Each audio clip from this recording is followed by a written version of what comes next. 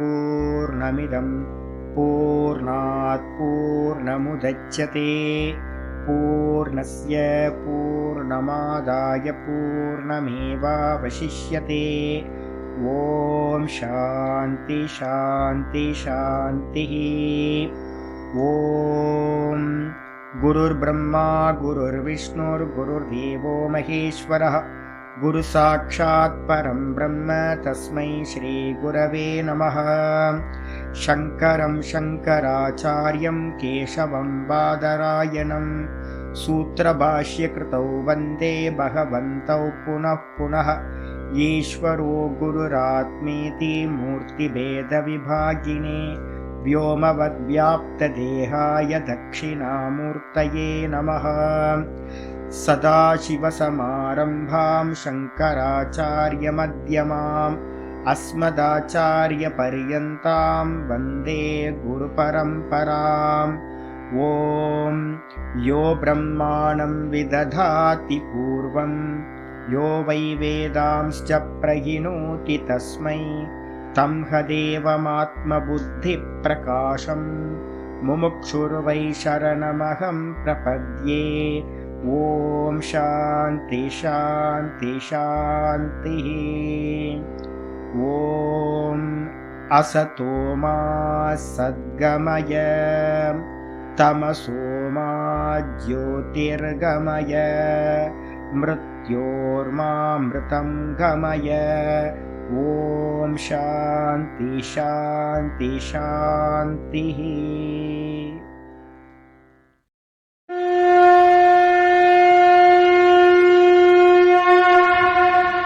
ॐ पार्थाय प्रतिबोधितां भगवतां नारायणेन स्वयं व्यासेन ग्रथितां पुराणमुनिना मध्ये महाभारतम् अद्वैतामृतवर्षिणीं भगवतीम् अष्टादशाध्यायिनीम् अम्ब त्वामनुसन्दधामि भगवद्गीते भवद्वेषिणीम्। नमोऽस्तु ते व्यासविशालबुद्धें पुल्लारविन्दायतपत्रनेत्रम् येन त्वया भारततैलपूर्णः प्रज्वालितो ज्ञानमयप्रदीपः। प्रपन्नपारिजाताय स्तोत्रवेत्रैकपाणये ज्ञानमुद्राय कृष्णाय गीतामृतदुहे नमः। वसुदेवसुतं सर्वोपनिषदो गावः दोग्धा गोपालनन्दनः पार्थो वत्ससुधीर्भोक्तां दुग्धं गीतामृतं महत्। वसुदेवसुतं देवं कंसचाणूरमर्दनं देवकी परमानन्दं कृष्णं वन्दे जगद्गुरुं। भीष्मद्रोणतटा जयद्रथजलां गान्धारनीलोत्पलां शल्यग्राहवती कृपेण वहनी कर्णेन वेलाकुलाम् अश्वत्थामविकर्णघोरमकरां दुर्योधनावर्तिनीं सोत्तीर्णा खलु पाण्डवैरननदीं कैवर्तककेशवः। पाराशर्यवचः सरोजममलं गीतार्थगन्धोत्कटं नानाख्यानककेसरं हरिकथां सम्बोधनाबोधितम्। लोके सज्जनषट्पदैरहरहः पेपेयमानं मुदा भूयाद्भारतपङ्कजं कलिमलं प्रध्वंसिनः श्रेयसे। मूकं करोति वाचालं पङ्गुं लङ्घयते गिरिं यत्कृपातमहं वन्दे परमानन्दमाधवम्। यं ब्रह्मा वरुणेन्द्ररुद्रमरुतः स्तुन्वन्ति दिव्यैस्तवैः वेदैः साङ्गपदक्रमोपनिषदैः गायन्ति यं सामगाः ध्यानावस्थिततद्गतेन मनसां पश्यन्ति यं योगिनः यस्यान्तं न विदुःसुरासुरगणाः। देवाय तस्मै नमः, देवाय तस्मै नमः। श्रीकृष्णाय परमात्मने नमः।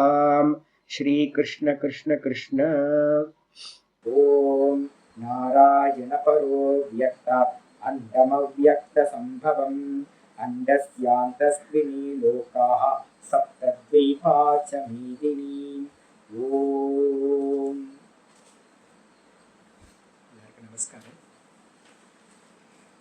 நம்ம பார்த்துக்கிட்டு இருக்கிறது பகவத்கீதையில 2வது சாப்டர் ஞான பிரகரணம். கான்டெக்ஸ்ட் வந்து ஞான பிரகரணம் 11 இருந்து 31 வரைக்கும். அதில் நம்ம பார்த்துக்கிட்டு இருக்கிறது 21வது ஸ்லோகம் பார்த்துக்கிட்டு இருக்கோம்.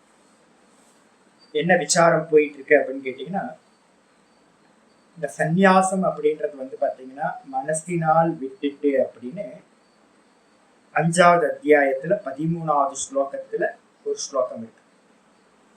சர்வ கர்மாணி மனசா சந்நியஸ்ய அப்படின்னு ஒரு வார்த்தை இருக்கு. எல்லா கர்மங்களையும் மனதினால் விட்டு விட்டு அப்படின்னு. எப்பவுமே வந்து பாத்தீங்கன்னா ஒரு சப்தங்கள் இருக்கு அப்படின்னா நம்ம தப்பிச்சு போறதுக்கு ஏதாவது லூப் லைன் இருக்கான்னு நம்ம எல்லாத்தையும் பார்த்துக்கிட்டே இருக்கோம். என்ன சொல்லியிருக்கோ அதை பண்றதுக்கு நமக்கு வந்து பாத்தீங்கன்னா மனசு வராது. ஏதாவது சான்ஸ் கிடைச்சா பைபாஸ் பண்ணலாம். எல்லா விஷயத்திலும் எல்லா மனுஷங்களுக்கும் இந்த மனசு இருக்கு. இதோட ஈஸியா ஏதாவது பண்ணலாமா, இதோட ஈஸியா ஏதாவது பண்ணலாமா அப்படின்னு. அப்ப பூர்வபக்ஷி என்ன பண்றா அப்படின்னு கேட்டீங்கன்னா, சந்நியாசத்தை வந்து பாத்தீங்கன்னா மனசுனால சந்நியாசம் பண்ணிட்டு அப்படின்னு தான் வார்த்தை இருக்கு. அப்ப மனசுனால பண்ணா போதும். வெளியில வந்து பாத்தீங்கன்னா காய்கானா வாச்சகானா, காயம் காயம்னா இந்த உடம்புல வந்து பாத்தீங்க அப்படின்னா முண்டனம் பண்ணிக்கிட்டு இல்ல ஜடையோ இல்ல சிக்காவோ வச்சுக்கிட்டு யஜ்யோபவீதத்தை விட்டுட்டு என்ன பண்றது அப்படின்னு கேட்டீங்கன்னா, விரஜா ஹோமம்னு ஒரு ஹோமம் இருக்கு சன்னியாசத்துக்கு. அந்த விரஜா ஹோமம் சரீரத்தினால பண்ணி அதுக்கப்புறம் பிண்டதானத்தை வந்து பாத்தீங்கன்னா தனக்கும் 7 சந்ததிக்கும் பிண்டதானம் பண்ணி குருநாதர் கொடுக்குற கௌபீனத்தையும் இந்த கஷாய வஸ்திரத்தையும் எடுத்து போட்டுக்கிட்டு பிக்ஷை எடுத்து வந்து பாத்தீங்கன்னா இருக்கிற ஜீவனம் தனக்குன்னு எதையும் வச்சுக்காம ஃபேமிலியில இருந்து திரும்பி இருக்கிற இது வந்து காயகம். வாச்சக சந்நியாசம்னா என்ன அர்த்தம் அப்படின்னா, ஓம் பூபு சந்நியஸ்தமயா, ஓம் புவக சந்நியஸ்தமயா, ஓம் சுவக சந்நியஸ்தமயா அப்படின்னு இந்த மந்திரத்துக்கு பேரு பிரேஷ மந்திரம்னு பேரு. என்னால் இந்த பூர்லோகம் தியாகம் செய்யப்பட்டது. மந்திரத்தோட ரொம்ப கம்பீரம். என்னால் புவர்லோகம் தியாகம் செய்யப்பட்டது, என்னால் சுவர் லோகம் தியாகம் செய்யப்பட்டது. 3 லோகங்கள் சொல்லும். மனுஷிய லோகம், அதுக்கப்புறம் பித்ரு லோகம் சொல்லக்கூடிய வான அந்தரிக்ஷத்துல இருக்கிறது, அதுக்கு மேல பிரம்மலோகம் வரைக்கும் இருக்கக்கூடிய தேவலோகம்னு பேர். 3 லோகங்கள். 7 லோகங்களா சொல்லுவோம், அதை சுருக்கமா 3 லோகம் சொல்லுவோம். இந்த எல்லா லோகங்களும் என்னால் தியாகம் செய்யப்பட்டது அப்படின்னு சந்நியாசம் எடுத்துக்கிறது வாக்குனால சங்கல்ப பூர்வகமா. நான் இனி வந்து பாத்தீங்கன்னா இந்த 3 லோகத்தை அடைவதற்கு எந்த கர்மத்தையும் செய்ய மாட்டேன். இந்த லோகம் எனக்கு அடைய வேண்டியது இல்லை.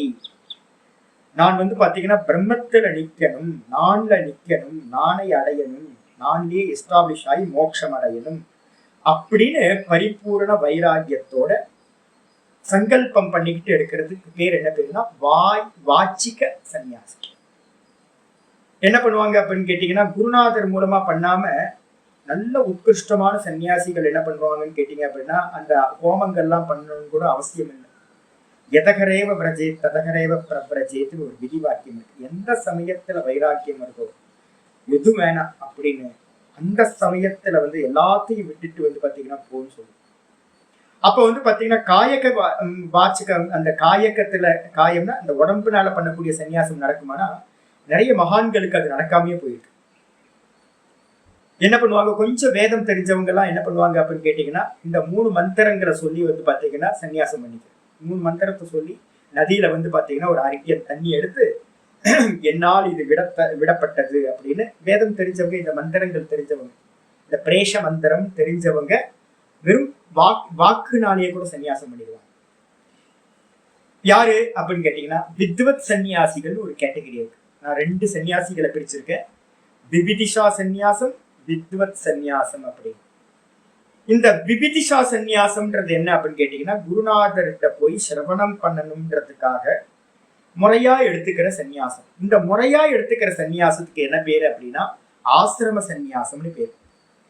ஆசிரமத்துல வாசம் பண்ணிக்கிட்டு வந்து பாத்தீங்கன்னா இது ஒரு லைஃப் ஸ்டைலா எடுத்துக்கிட்டு எப்படி கிரகஸ்தாசிரமம், வானப்பிரஸ்தாசிரமம், பிரம்மச்சரியாசிரமம்லாம் இருக்கோ அதே மாதிரி சந்நியாசமும் ஒரு ஆசிரமம்.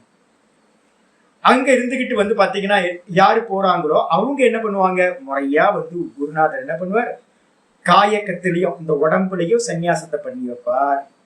அதுக்கப்புறம் பிரேஷ மந்திரங்களை உச்சாரணம் பண்ணி சங்கல்பத்தையும் பண்ணி சந்நியாசம் எடுத்து வைப்பார். அதே நேரத்துல வந்து பாத்தீங்கன்னா சிரவணம் முடிச்சதுக்கு பிறகோ இல்ல மனனம் முடிச்சதுக்கு பிறகோ எடுக்கிற சந்நியாசத்துக்கு பேரு வித்வத் சந்நியாசம்னு பேரு. ஞானத்துக்கு பிறகு எடுக்கிற. அப்ப ஞானத்துக்கு பிறகு எடுக்கிற சந்நியாசம் எதுக்கு அப்படின்னு கேட்டீங்கன்னா நிஷ்டைக்காக எடுக்கக்கூடிய சந்நியாசம் வித்வத் சந்நியாசம் அப்படின்னு பேரு.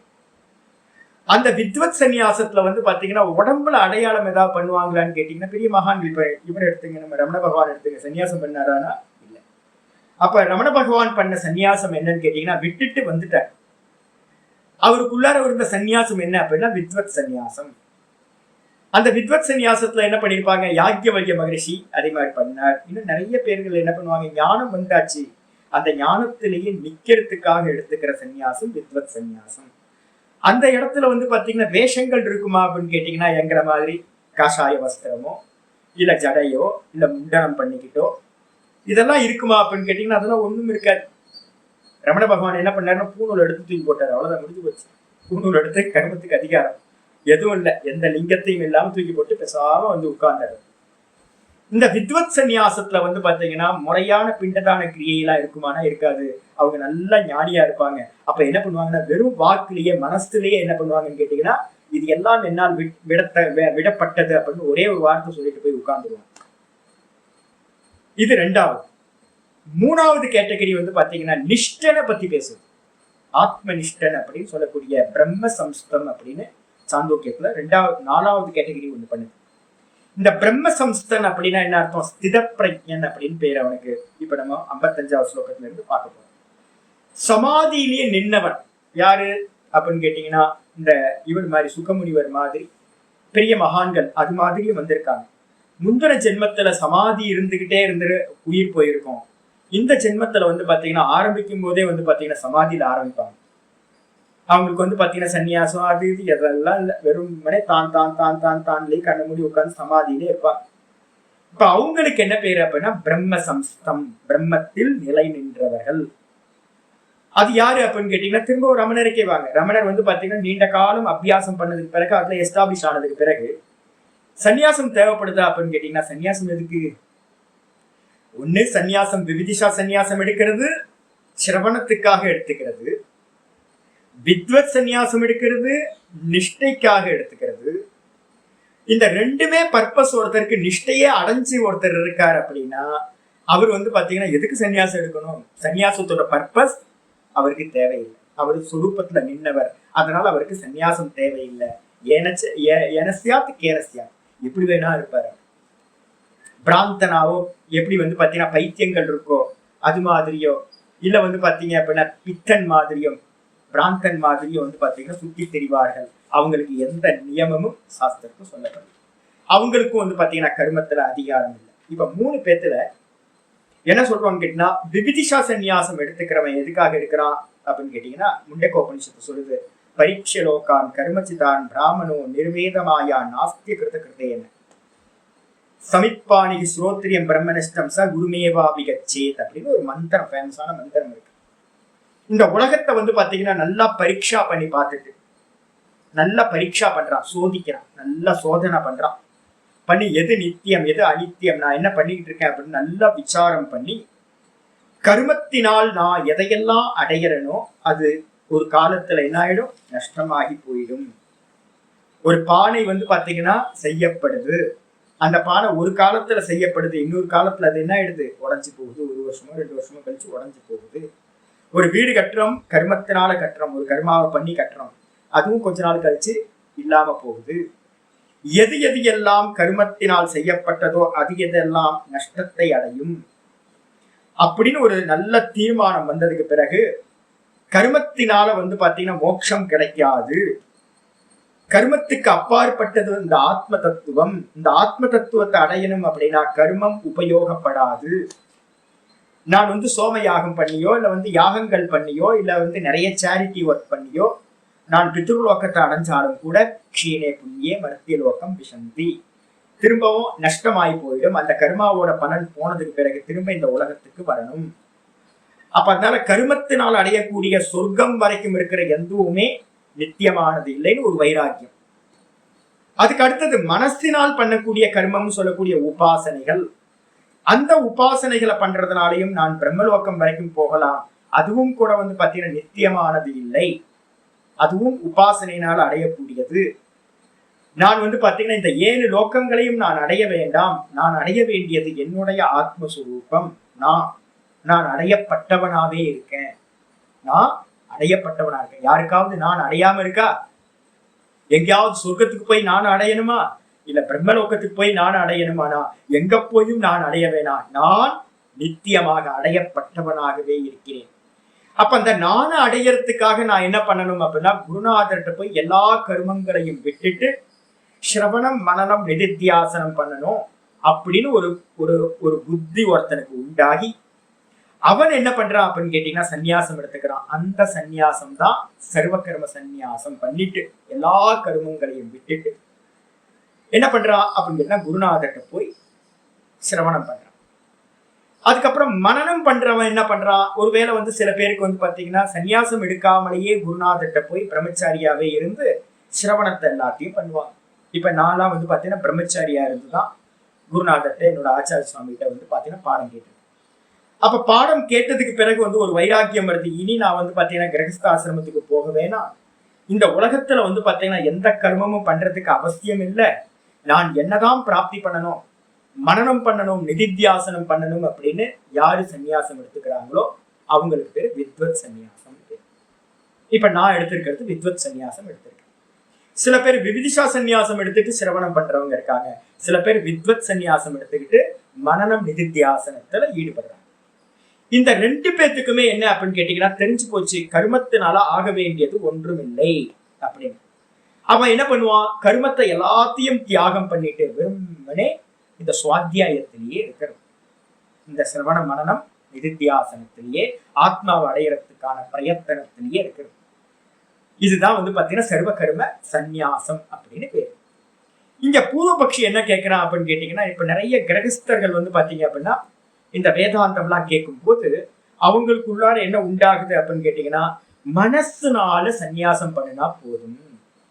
வெளியில வந்து பாத்தீங்கன்னா காஷாய வஸ்திரங்கள்லாம் போட்டுட்டு எல்லாத்தையும் விட்டுட்டு ஆசிரமத்துல போய் தங்குறதோ, கணிச்சு நிக்கிறதோ, எந்த பேங்க் பேலன்ஸும் இல்லாம வெறுமனே வந்து பாத்தீங்க அப்படின்னா நம்ம ஜீவனத்தை ஓட்டுறதோ கஷ்டம், அது தேவையில்லை. அதனால வீட்லயே இருந்துகிட்டு, எனக்கு தெரிஞ்சு வந்து பாத்தீங்கன்னா ஒரு சாமி சன்னியாசம் எடுத்தார், சென்னையில இருக்காரு. கீழ் வீட்டுல ஃபேமிலி, மாடியில வந்து பாத்தீங்கன்னா சன்னியாசி, கீழே அம்மா இருக்காங்க, கீழே மேல வந்து அப்பா இருக்காரு. 2 பேரும் சன்னியாசம் பண்ணிட்டு வீட்டோட எல்லாம் வந்து பாத்தீங்கன்னா போவார் வருவார். என்ன பண்ணிருக்காரு, மாடி ஏறி போய் தங்கியிருக்காரு, இவ்வளவுதான். முன்னாடி கீழே இருந்தார், இப்ப வந்து மாடிக்கு சன்னியாசம் எடுத்துட்டு மாடிக்கு போய் நிற்கிறார். அது சன்னியாசமா அப்படின்னு கேட்டீங்கன்னா இல்லை. சன்னியாசன்றதுக்கு அர்த்தமே என்னன்னு கேட்டீங்கன்னா 7 சந்ததிக்கும் வந்து பாத்தீங்கன்னா பிண்டம் வச்சுட்டு எல்லா கர்மத்தையும் விட்டுட்டு, இன்க்ளூடிங் இந்த தேகாதிகள்ல இருக்கிற எல்லாத்தையும் விரஜா ஹோமத்துல சுவாகா பண்றோம். நான் தேகம் இல்லை, மனசு இல்லை, புத்தி இல்லை, இந்திரியம் இல்லைன்னு எல்லாத்தையும் வந்து பாத்தீங்கன்னா சுவாகா பண்ணிட்டு, இந்த தேவர்களுக்கும் எனக்கும் எந்த கடனும் இல்லை அப்படின்னு சொல்றது. 3 ரிணம் சொல்லுது சாஸ்திரத்துல. பிறக்கும் போதே ஒவ்வொரு மனுஷனும் ரிணத்திரயம்னு சொல்லக்கூடிய 3 கடன்களால வரோம். பிறக்கும் போதே 3 கடனோட இருக்கு நமக்கு. ஒண்ணு வந்து பாத்தீங்க அப்படின்னா பித்திரு கடன், அப்பா அம்மாவோட மிச்சம் தானே இந்த தேகம், சுக்ல சோனிதத்தோடது. தாத்தாவோட புத்தியும் இங்க இருக்கும், தாத்தாவோட டிஎன்ஏ எல்லாம் இங்க இருக்கும், அப்பாவோடது இருக்கும், அம்மாவோடது இருக்கும், அம்மாவோட சந்ததி இருக்கும், அப்பாவோட சந்ததி இருக்கும். இந்த தேகம் வந்து சுதந்திரம் இல்லை. இந்த தேகம் வந்து பாத்தீங்கன்னா அப்பா அம்மாவோட இருந்து வந்தது, பரம்பரையா தாத்தா பாட்டன்ல இருந்து வந்தது. அதனால வந்து பாத்தீங்கன்னா எல்லாத்துக்கும் ஒரு கடன் இருக்கு. தேகம் இருக்கு, எனக்கு ஆரோக்கியமா இருக்கு, எனக்கு நல்லா இந்த தேகம் கொடுத்துருக்கு அப்படின்னாங்க அவங்களுக்கு தேங்க்ஸ் பண்ணணும். யாருக்கு? பித்ருக்களுக்கு. அதுக்கு பேர் பித்ரு கடன் அப்படின்னு பேர். அதனாலதான் நம்ம வந்து பாத்தீங்கன்னா மாசிக்கம் பண்றோம். அதுக்கப்புறம் வந்து பாத்தீங்கன்னா அமாவாசை அன்னைக்கு வந்து பாத்தீங்கன்னா தர்ப்பணம் பண்றோம். அதுக்கப்புறம் திதிக்கு வந்து பாத்தீங்க அப்படின்னா திதி காரியங்கள், சிராத காரியங்கள் பண்றது. இது எல்லாம் எதுக்கு அப்படின்னு கேட்டீங்கன்னா, பிண்ட காரியம் பண்றது எல்லாம் எதுக்கு அப்படின்னா பித்திருணம், கடன் கொடுத்தே ஆகணும். அது சாய்ஸ்லாம் இல்லை உங்களுக்கு. தேகம் இருக்கிற வரைக்கும், சந்நியாசம் பண்றது வரைக்கும் இதை பண்ணி ஆகும். இதுக்கு அடுத்து ரெண்டாவது வந்து பாத்தீங்க அப்படின்னா தேவரிணம் அப்படின்னு பேரு. தேவரிணம் அப்படின்னா என்ன அர்த்தம்? ரிணம்னா கடன் அப்படின்னு அர்த்தம். தேவக்கடன். அந்த தேவக்கடன் எது அப்படின்னா இந்த நேச்சுரல் சோர்ஸ்ல இருந்து நம்ம எல்லாத்தையும் அனுபவம் பண்ணிட்டு இருக்கோம், மொத்தத்தையும் அனுபவிச்சுட்டு இருக்கோம். காத்து, வாயு, மழையா இருக்கட்டும், தண்ணியா இருக்கட்டும், இந்த பிருத்திவியா இருக்கட்டும், எல்லா நேச்சுரல் சோர்ஸ்ல இருந்து பஞ்சபூத்தங்கள்ல இருந்தும் நிறைய தேவதைகளோட அனுகிரகத்தினால நம்ம ஜீவனம் போயிட்டு இருக்கு. அப்ப அந்த தேவதைகளுக்கு வந்து பாத்தீங்க அப்படின்னா நம்ம தேவையான பூஜைகள் எல்லாத்தையும் பண்ணிட்டு இருக்கணும். ஹோமங்கள், பூஜைகள் இதெல்லாம் பண்ணணும். இதுக்கு பேரு தேவ கடன் அப்படின்னு பேரு. இதுல இருந்து ஜீவிக்கிற வரைக்கும் நம்ம தப்பிச்சுக்க முடியாது, ஏன்னா நம்ம சுதந்திரமா இருந்துட முடியாது. அதுக்கு அடுத்து மூணாவது கடன் வந்து பாத்தீங்கன்னா ரிஷிரிணம் அப்படின்னு பேரு. ரிஷிரிணம் அப்படின்றது ரிஷி கடன். நம்மளோட நாலேஜ் வந்து பாத்தீங்கன்னா நம்மளோட நாலேஜ் இல்லைங்க. ஒரு இட்லி சுடுறோம், இட்லி எனக்கு தெரியுமா அப்படின்னா இட்லி பண்ண தெரியும், சிம்பிள் தானே சாமி. இட்லியை கண்டுபிடிக்கிறதுக்கு எத்தனை பேர் எத்தனை வருஷங்களை செலவு பண்ணாங்க, உங்களுக்கும் எனக்கும் தெரியாது. இப்ப நம்ம பகவத்கீதை படிச்சுட்டு இருக்கோம், ஈஸியா படிச்சுட்டு இருக்கோமா? ஒவ்வொரு விஷயமும் பரம்பரையா வந்துகிட்டு இருக்காரு. நான் அதனாலதான் வந்து பாத்தீங்கன்னா காம்ப்ரமைஸ் பண்ணாம எல்லா கிளாஸ்லயும் வந்து பாத்தீங்கன்னா அந்த குரு ஸ்தோத்திரத்தை குருமார்களுக்கு வந்து தேங்க்ஸ் பண்றதுக்காக அதை நான் சொல்லிட்டு தான் ஆரம்பிக்கிறேன். ஏன் அப்படின்னு கேட்டீங்கன்னா நிறைய பரம்பரையில வந்து பாத்தீங்கன்னா பெரிய ரிஷிமார்கள் எல்லாம் பரம்பரையா இதை கொண்டு வந்து இந்த நாலேஜ் நமக்கு கொடுத்துருக்காங்க. நம்மள்ட்ட இருக்கிற ஒரு நாலேஜ் கூட சொந்த நாலேஜ் இல்லை, அதுக்கு இம்பாக்ட் வந்து இதெல்லாம் வெளிப்படணும் அப்படின்னா இதுக்கு முன்னாடி வேற ஒரு பேக்ரவுண்ட் இருக்கும். அப்ப நாலேஜ் எல்லாமே வந்து பாத்தீங்கன்னா இந்த உலகத்துக்கு வந்திருக்கு அப்படின்னா அதெல்லாம் ரிஷிக்கடன் அப்படின்னு பேரு. அப்ப என்ன பண்ணணும்? தான் கத்துக்கிட்டத மற்றவங்களுக்கு சொல்லி கொடுக்கணும். தான் பெரியவங்கள்ட்ட இருந்து வந்ததை படிக்கணும், படிச்சு கொடுக்கணும். இந்த ரெண்டு காரியம் ரிஷிரிணம்னு பேரு. சுவாத்தியாய பிரவச்சனாபியாம் ந பிரமதிதவ்யம், தேவ பித்ருகாரியாபியாம் ந பிரமதிதவ்யம். தைத்திரியத்துல சொல்லுது, தேவகாரியத்தையோ பித்ருகாரியத்தையோ எந்த ஒரு கவனக்குறைவு இல்லாம விட்டுறாரு. அதே மாதிரி வந்து பாத்தீங்கன்னா சுவாத்தியாயத்தையும், சுவாத்தியாயனா தாம் படிக்கிறதையும் படிச்சு கொடுக்கறதையும் எந்த காலத்திலையும் விட்டுறாரு. இந்த மூணு கடன் வந்து பாத்தீங்கன்னா ஒரு கிரகஸ்தனுக்கு, யாரா இருந்தாலும் பிறக்கும் போதே, கிரகஸ்தனுக்கு இல்ல பிறக்கும் போதே எல்லாத்துக்கும் இருக்கு. இந்த சன்னியாசத்தப்ப என்ன பண்றோம் அப்படின்னு கேட்டீங்கன்னா, ஒரு சன்னியாசி என்ன பண்றான் அப்படின்னு கேட்டீங்கன்னா, சன்னியாசம் எடுக்கும் போது 48 பிண்டதானம் பண்ணும் போது என்னன்னா 7 சந்ததிக்கும் பிண்டம் வைக்கிறதுன்னு பேர். 49 பிண்டம் வச்சுட்டு தனக்கும் ஒரு பிண்டம் வச்சுட்டு என்ன பண்றான் அப்படின்னு கேட்டீங்கன்னா, எனக்கு பித்ருக்கடன் இது வரைக்கும் இல்லை, பித்ருக்களுக்கெல்லாம் நமஸ்காரம் பண்ணி நான் இதனால் வரைக்கும் வந்து அனந்த கோடி ஜென்மங்களா பித்ருக்காரியம் பண்ணிட்டு இருந்தேன், நான் பிரம்மத்தை நோக்கி நான் போறேன், மார்க்கத்துல பிரம்மத்தை அறிகிற மார்க்கத்துல போறேன். அதனால இந்த கர்மம்லாம் பண்றது எனக்கு வந்து ரொம்ப சிக்கலா இருக்கு, ரொம்ப ப்ராப்ளமா இருக்கு. அதனால நான் கர்மங்களை எல்லாத்தையும் விடுறேன் அப்படின்னு அவங்கள்ட்ட வந்து காம்பன்சேஷன் பண்ணி அவங்கள்ட்ட ஒரு மன்னிப்பு கேட்டு ஒரு பிராயஷ்சித்தம் பண்ணிக்கிட்டு என்ன பண்றது அப்படின்னா பிண்டம் வந்து வைக்கிறது. நான் இனி பித்ருக்கர்மா பண்ண மாட்டேன் அப்படின்னு சன்னியாசம். இதுக்கப்புறம் வந்து பாத்தீங்கன்னா பிராஜாபத்திய ஹோமம் அப்படின்னு ஒண்ணு, பிராஜாபத்திய இஷ்டி அப்படின்னு ஒரு இஷ்டி. இஷ்டினா ஒரு ஹோமம், பிராஜாபத்திய இஷ்டின்னு பேர். அதுல வந்து பாத்தீங்கன்னா ஒரு காலையில என்ன பண்ணுவாங்க அப்படின்னு கேட்டீங்கன்னா பிண்டதானம் பண்ணுவாங்க.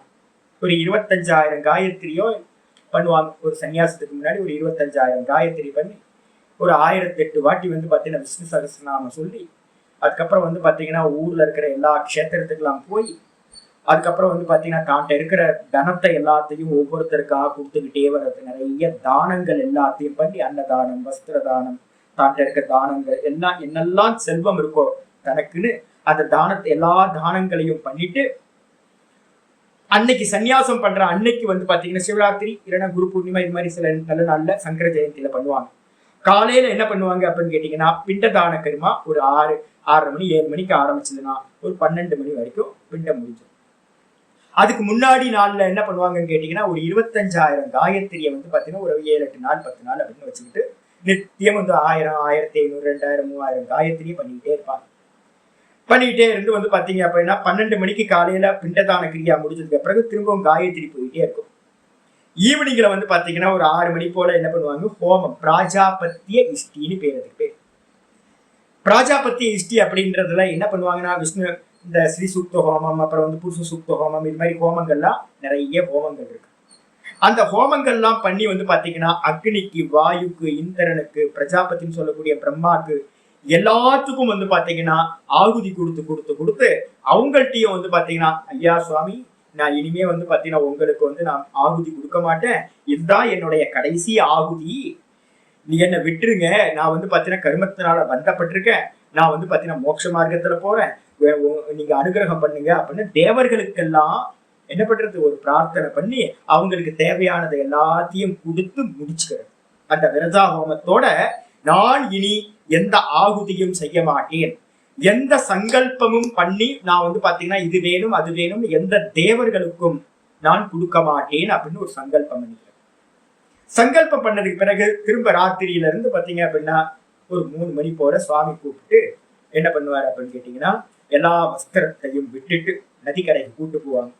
நதிக்கரைக்கு கூட்டு போன இந்த சிஷ்யன் என்ன பண்றான் அப்படின்னு கேட்டீங்கன்னா, இந்த முடி வந்து பாத்தீங்கன்னா ஒரு 3 முடி 5 முடி வச்சிருப்போம் குடுமியில. இந்த குடுமி தான் வந்து பாத்தீங்கன்னா கர்மம் பண்றதுக்கான ஒரு லைசன்ஸ். யஜ்ஞோபவீதம் தான் கர்மம் பண்றதுக்கான ஒரு லைசன்ஸ். எல்லாத்துக்கும் யஜ்ஞோபவீதம் இல்லாதவங்களுக்கு கூட கல்யாணமோ இல்ல திதியோ ஏதாவது பண்ணும் போது அந்த பிரீஸ்ட் என்ன பண்ணுவாரு அப்படின்னா ஒரு யஜ்ஞோபவீதத்தை போட்டுட்டு தான் அந்த கர்மாவை பண்ணுவார். பண்ணி முடிச்சதுக்கு பிறகு அதை அவுத்து விட்டுருவாங்க. எல்லாத்துக்கும் அதான் கர்மா பண்ணணும்னாவே ஒரு ரைட்ஸ் வந்து பாத்தீங்கன்னா யஜ்ஞோபவீதம் அந்த குடுமி. இந்த 3 முடியோ இல்ல 5 முடியோ மிச்சம் வச்சிருப்போம்.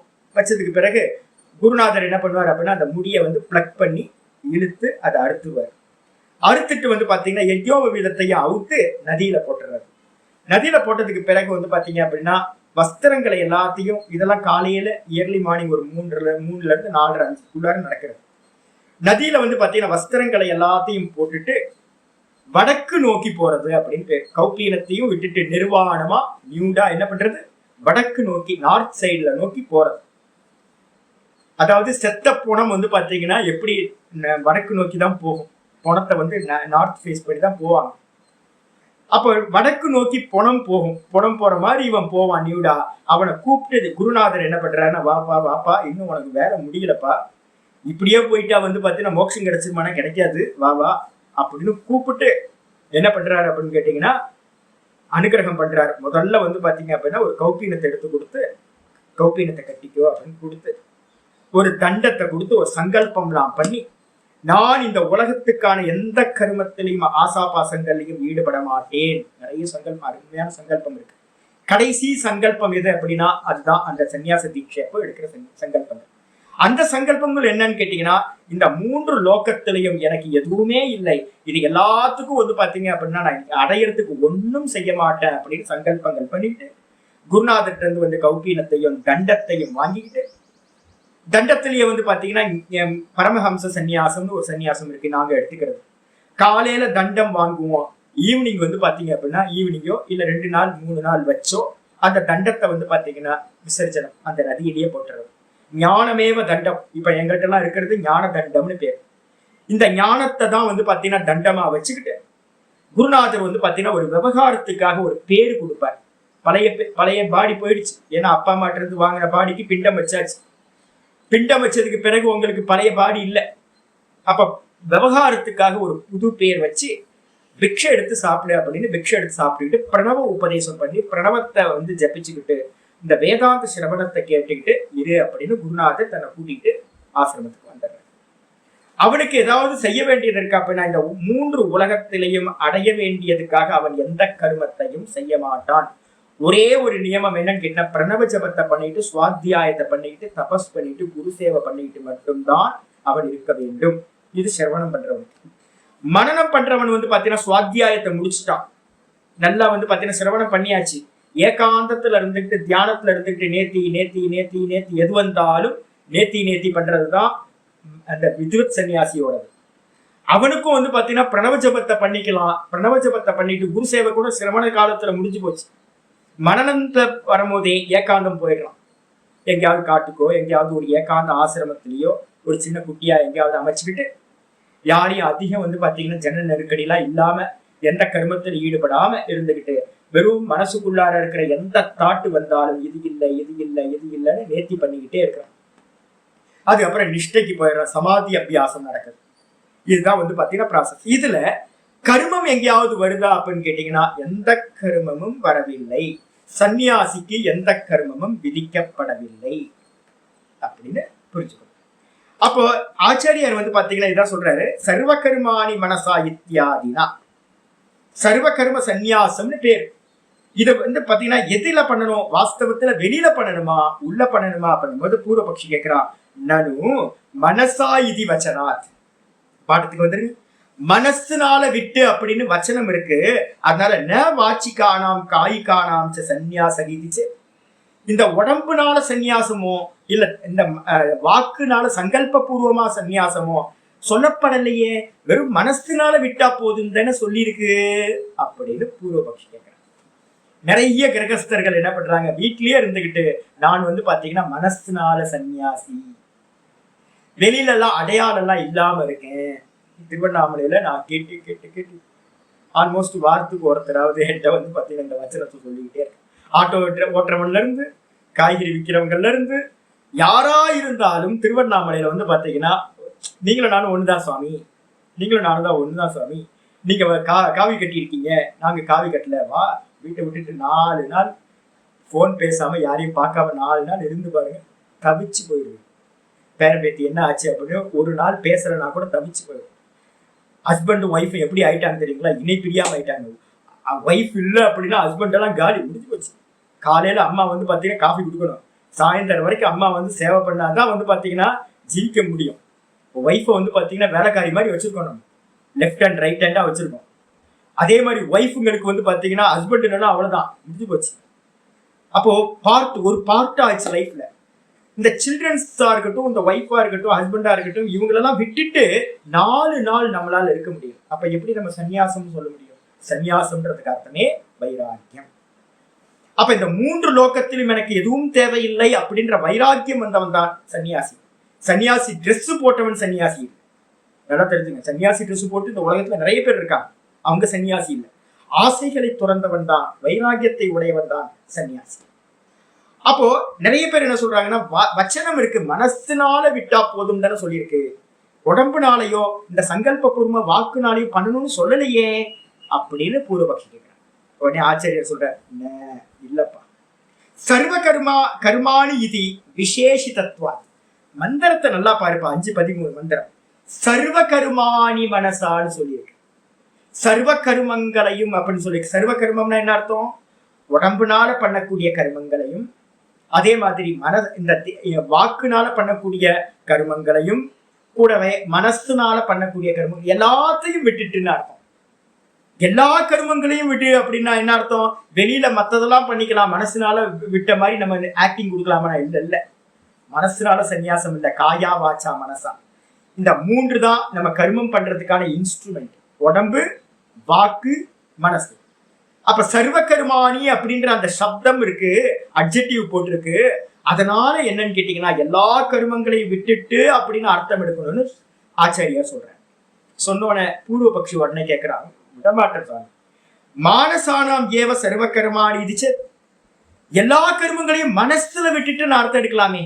எல்லா கர்மங்களையும் மனசுனால விட்டுட்டுன்னு அர்த்தம் எடுத்தா ரொம்ப நல்லா இருக்குமே அப்படின்னு வரும்போது சித்தாந்தி திரும்ப ஆச்சாரியார் சொல்றாரு, அதுவும் தப்புப்பா. ஏன் அப்படின்னா, இதை ஹைலைட் பண்ணிங்க, இதுதான் ரொம்ப முக்கியமானது. மனோ வியாபார பூர்வகத்வாத் வாக்கு காய வியாபாரானா மனோ வியாபார அபாவே தது அனுபபத்தேஹே. ரொம்ப அருமையானது. மனோ வியாபார பூர்வகத்வாத், மனசோட ஃபர்ஸ்ட் மனசுல பாத்தீங்கன்னா ஒண்ணு வரணுங்க. மனசுல பாத்தீங்கன்னா மனசு வேலை செய்யாம எந்த காரியமும் பண்ணாது. இந்த பஞ்ச இந்திரியங்களையோட கோஆர்டினேட்டர் யாரு அப்படின்னு கேட்டீங்கன்னா மனசுதான். மனசுல ஒரு ஆசை உண்டாகாம, மனசு பின்னாடி இல்லாம, மனசு எந்த ஒரு செயலும் பண்ணாம, இந்த வாக்கோ வெளியில இருக்கிற உடலோ காரியம் பண்ண முடியாது. மனசு வியாபாரம்னா மனசோட செயல் இல்லாமல், மனசோட கர்மம் இல்லாமல், சிந்தனை இல்லாமல், மனசு இதை பண்ணணும், அங்க போகணும், இதை செய்யணும், அதை அடையணும் அப்படின்னு ஆசைப்படாமல், இந்த வாக்கோ இந்த தேகமோ பிரவிற்த்தி பண்ணாது. இந்த தேகம் பிரவிற்த்தி பண்ணணும்னாலும், இந்த வாக்கு பிரவிற்த்தி பண்ணணும், செயல்ல ஈடுபடணும்னாலும் என்ன வேணும்? மனசு பின்னாடி இருக்கணும். இல்லைன்னா காரியம் நடக்காது உங்களுக்கு. என்னைக்காவது வந்து பாத்தீங்க அப்படின்னா நம்ம ஜபம் நல்லா பண்ணிட்டு இருப்போம், சில சமயம் ஸ்ட்ரக் ஆகி நிற்கும். இப்ப எனக்கே வந்து பாத்தீங்க அப்படின்னா இந்த மந்திரம் நல்லா ஓங்காரம் பண்ணிட்டு காலையில ஓங்காரம் பண்ணிட்டு இப்போ உங்கள்கிட்டயும் ஒரு 1/2 மணி நேரம் ஓங்காரம் பண்ணிட்டு வந்து உட்காருவேன். உட்கார்ந்தோன்னா அப்படியே பூச்சி பறக்கும், எதுவும் தெரியாது. மனசு வந்து பாத்தீங்கன்னா அப்படியே நின்றோம். ஸ்லோகம் வந்து சொல்லிட்டே இருப்பேன், திடீர்னு வந்து ஸ்லோகம் தெரியாது, அடுத்த சப்தம் என்னன்னு தெரியாது. மனசு வந்து பாத்தீங்கன்னா எம்டி ஆயிடும். மனசு இந்த உபாசனையோட பலத்தினால மனசு வந்து பாத்தீங்கன்னா சிந்தனை இல்லாம போகும். மனசு எப்ப சிந்தனை இல்லாம போகுதோ அந்த சமயத்துல வாக்கு வந்து பாத்தீங்கன்னா தடுமாறி நிற்கும். என்ன சொல்றது, எனக்கு அடிக்கடி டெய்லி காலையில கிளாஸ்ல மத்தியான கிளாஸ்ல இது நடக்கவே நடக்காது. இந்த காலை கிளாஸ்ல வந்து பாத்தீங்கன்னா அனுஷ்டானம் பண்ணிட்டு வரும்போது மனசு வந்து பாத்தீங்கன்னா ஸ்ட்ரக் ஆகி நிற்கும். எப்ப மனசு ஸ்ட்ரக் ஆகுதோ அப்ப வந்து பாத்தீங்கன்னா வாக்கு வந்து பாத்தீங்கன்னா நின்றுது. அதே மாதிரி வந்து பாத்தீங்கன்னா எங்க மனசு இல்லையோ அந்த இடத்துல தேகம் வந்து பாத்தீங்கன்னா தேமேன்னு நிற்கும். சில சமயம் நல்லா அனுஷ்டானம் பண்ணிட்டு இருந்தீங்கன்னா அப்ப என்ன ஆகும், மனசு ஸ்லோ டவுன் ஆயிடுச்சு அப்படின்னா இந்த தேகம் வந்து பாத்தீங்கன்னா என்ன என்ன நம்ம சுத்தி நிற்போம். என்ன பண்ணணும், என்ன சொன்னீங்க, என்ன கேட்டீங்க, இந்திரியங்கள்லாம் கேட்காது. இந்த தேகம் வந்து பாத்தீங்கன்னா அப்படியே சும்மா நிற்கும், ஜட மாதிரி நிற்கும். ஏன் அப்படின்னா மனசு இல்லை. எந்த இடத்துலலாம் மனசு இல்லையோ அந்த இடத்துல இந்த இந்திரியங்களோட கர்மமும் இந்த தேகத்தோட கர்மமும் சம்பவிக்காது. இந்த தேகத்திலையும் இந்திரியங்களையும் ஒரு செயல் ஒரு கர்மம் சம்பவிக்கணும் அப்படின்னா இந்த மனசு அந்த இந்திரியங்களோட கூடி இருக்கணும், தேகத்தோட கூடி இருக்கணும். மனசு வேலை செஞ்சாதான், ஆக்டிவா இருந்தாதான் இந்த ரெண்டும் இயங்கும். ஆச்சரியர் ரொம்ப தெளிவா சொல்லிட்டாரு. மனசுனால வந்து பாத்தீங்கன்னா காரியம் பண்ணதுக்கு பிறகுதான் அது வெளிப்படும் போது இந்திரியங்கள்லயும் இந்த வாக்குன்ற இந்திரியங்கள்லயும் இந்த உடம்புலையும் காரியம் நடக்கிறது. மனோ வியாபார அபாவே, மனசோட வியாபாரம் மனசோட ஆக்டிவ்னஸ் வந்து பாத்தீங்கன்னா இல்லாம போச்சுன்னா, மனசு இன்ஆக்டிவ் ஆயிடுச்சு அப்படின்னா என்ன ஆகும், தது அனுபபத்தேகே, இந்த வாக்கு இந்த தேகம் முதலியவற்றில கர்மமானது சம்பவிக்காது, பொருந்தாது. அப்ப நல்லா தெரிஞ்சு, எங்கெங்கெல்லாம் காரியம் தெரியுதோ அங்கங்கெல்லாம் மனசு இருக்கணும், எங்கெங்கெல்லாம் மனசு இல்லையோ அங்கங்கெல்லாம் காரியம் நடக்காது. முடிச்சு போச்சா? இதுக்கு அடுத்தது உடனே பூர்வபக்ஷி சொல்றான், சாஸ்திரியானாம் வாக்காய கர்மானாம் காரணானி மானசானி வர்ஜயித்வா அந்யானி சர்வ கர்மாணி மனசா சந்நியசேதி. உடனே பூர்வ பட்சிகளுக்கும் இவங்களுக்கும் என்ன பிரச்சனை தெரியுங்களா, இந்த பூர்வ காண்டிகள் இந்த பூஜை பண்ணவங்களால வந்து பாத்தீங்கன்னா விட முடியாது. பாரதி தீர்த்த சுவாமிகள் வந்து பாத்தீங்க அப்படின்னா லாஸ்டா இப்ப சொல்லியிருக்காரு, அங்க இருக்க என்னோட சுவாமி ஒருத்தர் இருக்க, அவர் சொன்னார் ஒரு வருஷம் 2 வருஷத்துக்கு முன்னாடி, விதுசேகர பாரதி சுவாமி வந்து பீட்டத்துல உட்கார வச்சுட்டாவே போதும், அவருக்கு நல்லா ட்ரெயின் பண்ணியிருக்கார் சுவாமி, நல்லா பக்காவா ட்ரெயின் பண்ணியிருக்காரு. விதுசேகர பாரதி சுவாமி ரொம்ப நல்லா பண்றாரு. ஆனா இவரு என்ன பண்ணணும், இவர் சமாதி அபியாசத்துக்கு போயிட்டு இருக்காரு. அப்படின்னா பாரதி தீர்த்த சுவாமிகள் சொன்னாரா, ரொம்ப நாளா வந்து பாத்தீங்க அப்படின்னா நான் வந்து பாத்தீங்கன்னா அந்த சந்திரமௌலீஸ்வரர் பூஜை இருக்கு, ஸ்ரீசக்கர பூஜை இருக்கு, டெய்லி ராத்திரியில வந்து பாத்தீங்கன்னா பூஜை பண்றது நீண்ட காலம் அபியாசம் பண்ணிக்கிட்டு இருந்ததுனால இதை மட்டும் நான் கொஞ்ச நாள் பண்ணிக்கிட்டு இருக்கேன் அப்படின்னா. இப்ப வந்து பாத்தீங்கன்னா மெதுவா விட்டுட்டாரு. அப்ப திடீர்னு கர்மத்தை விட முடியுமானா, திடீர்னு கர்மத்தை விட முடியறது இல்ல. நிறைய பேருக்கு வந்து பாத்தீங்கன்னா இதே ப்ராப்ளம் இருக்கு. பூஜை பண்ணிக்கிட்டு இருந்தவங்க பூஜையை விட்டாங்க அப்படின்னா அவங்களுக்குள்ளார ஒரு கில்ட்டி வரும், ஐயோ நம்ம ஈஸ்வர பூஜை பண்ணலையோ அப்படி. நிறைய பேருக்கு வந்து பாத்தீங்கன்னா பண்ணிக்கிட்டு இருக்க கர்மத்தை விட்டாவே ஒரு கில்ட்டி வந்துடும். சாஸ்திரிய கர்மங்கள், அதனாலதான் தர்மம்னு சொல்றது. இந்த யாகாதிரேவ தர்மக, யாகம் பண்றவங்க பூஜை பண்றவங்க இவங்களுக்கெல்லாம் வைதிகமா இருக்கிறதுனால அதை விட்டுட்டோம் அப்படின்னா பெரிய அபச்சாரம் பண்ணிட்டோமோ அப்படின்னு ஒரு இது வரும். சந்தியாவந்தனத்தை விட்டா என்ன ஆகுறது அப்படின்னு ஒரு எண்ணம் வரும். பாப்ப கர்மங்களை விட்டுடலாம், உலகியல் கர்மங்களை விட்டுடலாம். ஆனா வந்து பாத்தீங்க அப்படின்னா பூஜை புனஸ்காரம் இது மாதிரியான வைதிக கர்மங்கள் எதெல்லாம் இருக்கோ அதெல்லாம் விடுறதுக்கு நிறைய பேருக்கு மனசே வராது. ஆனா வந்து பாத்தீங்கன்னா மந்திரம் சொல்லுது, என்ன சொல்லுதுன்னா ஆத்மயாஜி ஸ்ரேயா, யார் பெரிய ஆள்பாரா, தேவயாஜி, தேவதைகளை வந்து பாத்தீங்கன்னா பூஜை பண்றதை காட்டிலும் ஆத்மாவை பூஜை செய்பவன் வந்து பாத்தீங்கன்னா மிகவும் உயர்ந்தவன். இப்ப நம்ம டெய்லி என்ன பண்ணிட்டு இருக்கோம், ஆத்ம பூஜை பண்ணிட்டு இருக்கோம், டெய்லி தன்னை பத்தின விசாரம் பண்ணிக்கிட்டு இருக்கோம். தேவ பூஜைகள் இந்த உலகத்துல நிறைய பேர் பண்றாங்க, சுத்தி இருக்கிறவங்க எல்லாம் மணி சத்தம் கேட்கும், எல்லாம் பண்றாங்க பூஜைகள்லாம். அதை காட்டிலும் இந்த ஆத்ம பூஜா வந்து ரொம்ப சிரேஷ்டம். ஆனா ஆத்ம பூஜா பண்ணும்போது மற்றதெல்லாம் விட்டுட்டோமே அப்படின்னு எல்லாத்துக்கும் கில்ட்டி வரும். அதனால பூர்வபக்ஷி சொல்றான், சாஸ்திரியானாம் வாக்கு காய கருமானாம் காரணானி மானசானி வரிஜயித்வா. அதாவது சாஸ்திரத்துல சொல்லப்பட்ட பூஜைகள், புனஸ்காரங்கள், ஸ்தோத்திர பாராயணம், இதெல்லாம் இருக்கிற காயம் வாக்குல பண்ணக்கூடிய சந்தியாவந்தனம் நிறைய இருக்கு. ஜபங்கள் வச்சிருப்போம், ஸ்தோத்திர பாராயணம் வச்சிருப்போம். நிறைய பெண்கள் இருக்காங்க, எல்லாம் பெங்களூர் குரூப்ல இருக்க பெண்களுக்கெல்லாம் இது ஒரு பெரிய ப்ராப்ளமா இருக்கும். ஐயோ ரொம்ப நாளா வந்து பாத்தீங்கன்னா நான் வந்து இதை பண்ணிட்டு இருக்கேன் சுவாமி, திருப்புகள் படிச்சுக்கிட்டு இருக்கேன், கிளாஸை விட்டுட்டு திருப்புகள் போகலாமா, இல்ல வந்து பாத்தீங்கன்னா பாராயணம் பண்ணிக்கிட்டே இருக்கலாமே, எல்லாத்துக்கும் பாராயணத்து மேல அவ்வளோ இன்ட்ரெஸ்ட் இருக்கு, அதை விட்டுறதா அப்படின்னு. அதை காட்டிலும் உயர்ந்தது உங்களுக்கு பகவான் கொடுத்திருக்கார். நீங்க நீண்ட காலம் பண்ணினதோட அபியாசத்தோட அனுகிரகம் தான் வேதாந்தம் கேட்கறதுக்கு. அப்ப வேதாந்தத்தை கேட்கலாமா, இல்ல திரும்ப திரும்ப 3ஆம் கிளாஸ்லயே போய் கீழேயே போய் உட்காரலாமா அப்படின்னு கேட்டா அதை விடுறதுக்கு மனசு வராது. யாருக்கும் பூஜை பண்ணிட்டு இருக்கவங்களுக்கு அதை விடுறதுக்கு மனசு வராது. எங்கேயாவது நாம ஜபம் போயிட்டு இருந்தா உட்காரலாமே, எந்த சுவாமி சொல்ற கேட்கறதுனால என்ன லாபம் இருக்கு, பேசாம வந்து நாம ஜபம் போயிட்டு இருக்கோம், அதை போய் கலந்துக்கலாமே அப்படின்னு தோணும். வேத பாராயணம் நடந்துகிட்டு இருக்கு, அங்க போய் உட்காரலாமே, எதுக்கு ஆத்ம விசாரம் பண்ணிக்கிட்டு அப்படின்னு தோணும். அப்போ ஆச்சாரியர் ரொம்ப கிளியரா சொல்றாரு, சாஸ்திரியானாம் வாக்கு காய கருமானாம் காரணானி மானசானி வர்ஜயித்வா. சாஸ்திரத்துல சொல்லப்பட்ட காயத்துல சொல்ற கர்மங்களும், உடம்புல பண்ற கர்மங்களும், வாக்குல சொல்லக்கூடிய மந்திர பாராயணம் ஸ்தோத்திர பாராயணத்தையும், அதுக்கப்புறம் மானசானி காரணானி மனசுல செய்யக்கூடிய சிந்தனைகள், உபாசனைகள், சங்கல்பங்கள், இது எல்லாத்தையும் விட்டுட்டு இதை விட்டுருங்க, இது தனியா வச்சுக்குங்க. மற்ற கர்மங்கள் அந்யானி சர்வ கர்மாணி மனசா சந்நியசே திதிச்சு, மற்ற உலகியலா பண்ணிட்டு இருக்கவன் அதெல்லாத்தையும் விட்டுறலாம் அப்படின்னு எடுத்துக்கலாம்ல. வேதத்தோட பூர்வ பாகத்துல சொல்லப்பட்ட கர்மங்களை எல்லாத்தையும் பண்ணிக்கலாம், ஆனா உலகியல் கர்மத்தை மட்டும் விட்டுறலாம் அப்படின்னு எடுக்கலாமே. யாரு சொல்றா? பூர்வபக்ஷி. யாரு? பூர்வ காண்டின்னு பேர், பூர்வ மீமாம்சை. சொன்ன ஆச்சாரியார் சொல்றார், அதுவும் இல்லை. ஏன் அப்படின்னா ந ஏவ குருவன் ந காரயன் இது விசேஷனா.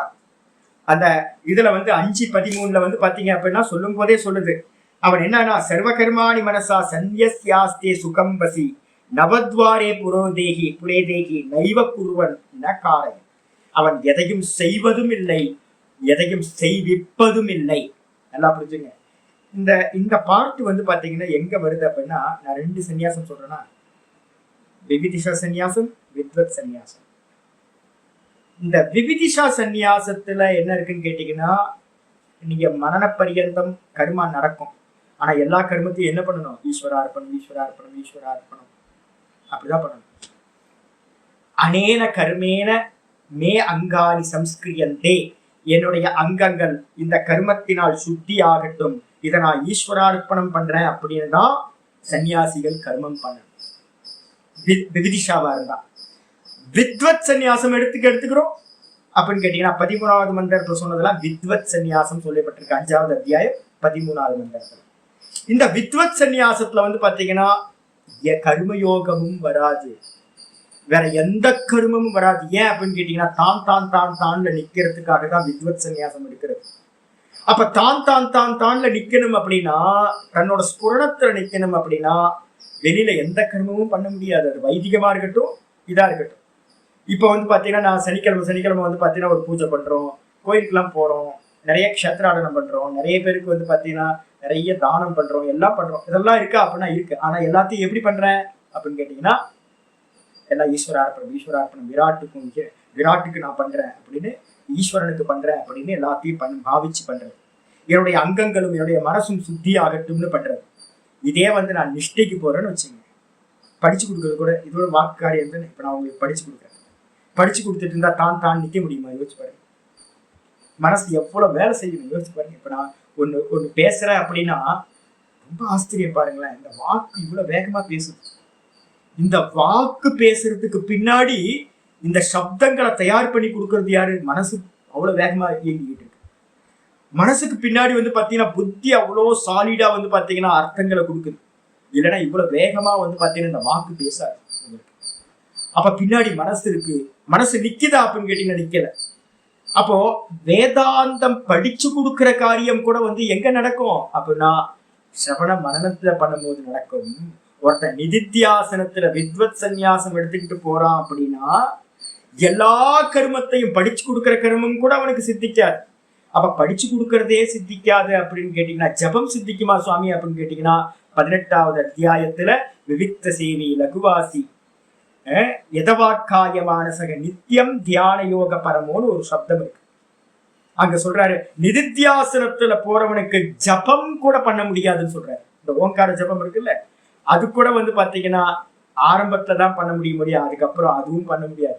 வெறும் ஸ்புரணத்துல மட்டும் நிக்கிறது தான் அந்த நிதித்தியாசனம். அப்ப வெறும் ஸ்புரணத்துல நிற்கும் போது மனசு அசையாம பண்றது, மனசு அசையக்கூடாது. அப்ப சர்வ கர்மங்களை விட்டுட்டு தான் தான் தான் தான் ஸ்புரணத்துல நிக்கிறது வித்வத் சந்நியாசத்துக்கு. அததான் இங்க ஆச்சரியார் சொல்றாரு.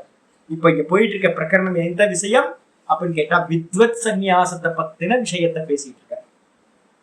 அப்ப என்ன அர்த்தம் அப்படின்னு கேட்டீங்கன்னா எந்த காரியத்தையும் அவன் பண்ண மாட்டான். இப்ப நான் வந்து பாத்தீங்கன்னா எனக்கு பக்கத்துல வரவங்களெல்லாம் சொல்றேன், நல்லா பண்ணுங்க, நல்லா பண்ணுங்க, இதை பண்ணுங்க, அதை பண்ணுங்கன்னு நான் ஏவறேன். இப்ப நான் ஒரு ஆச்சாரியாரா இருக்கிறதுனால ஒரு ரோல் இருக்கு ஆச்சாரியர். இப்ப நான் வந்து பாத்தீங்கன்னா உங்களுக்கு வந்து பாட்டத்தோட பலன் கிடைக்கணும்னு நான் ஆசைப்படுறேன்.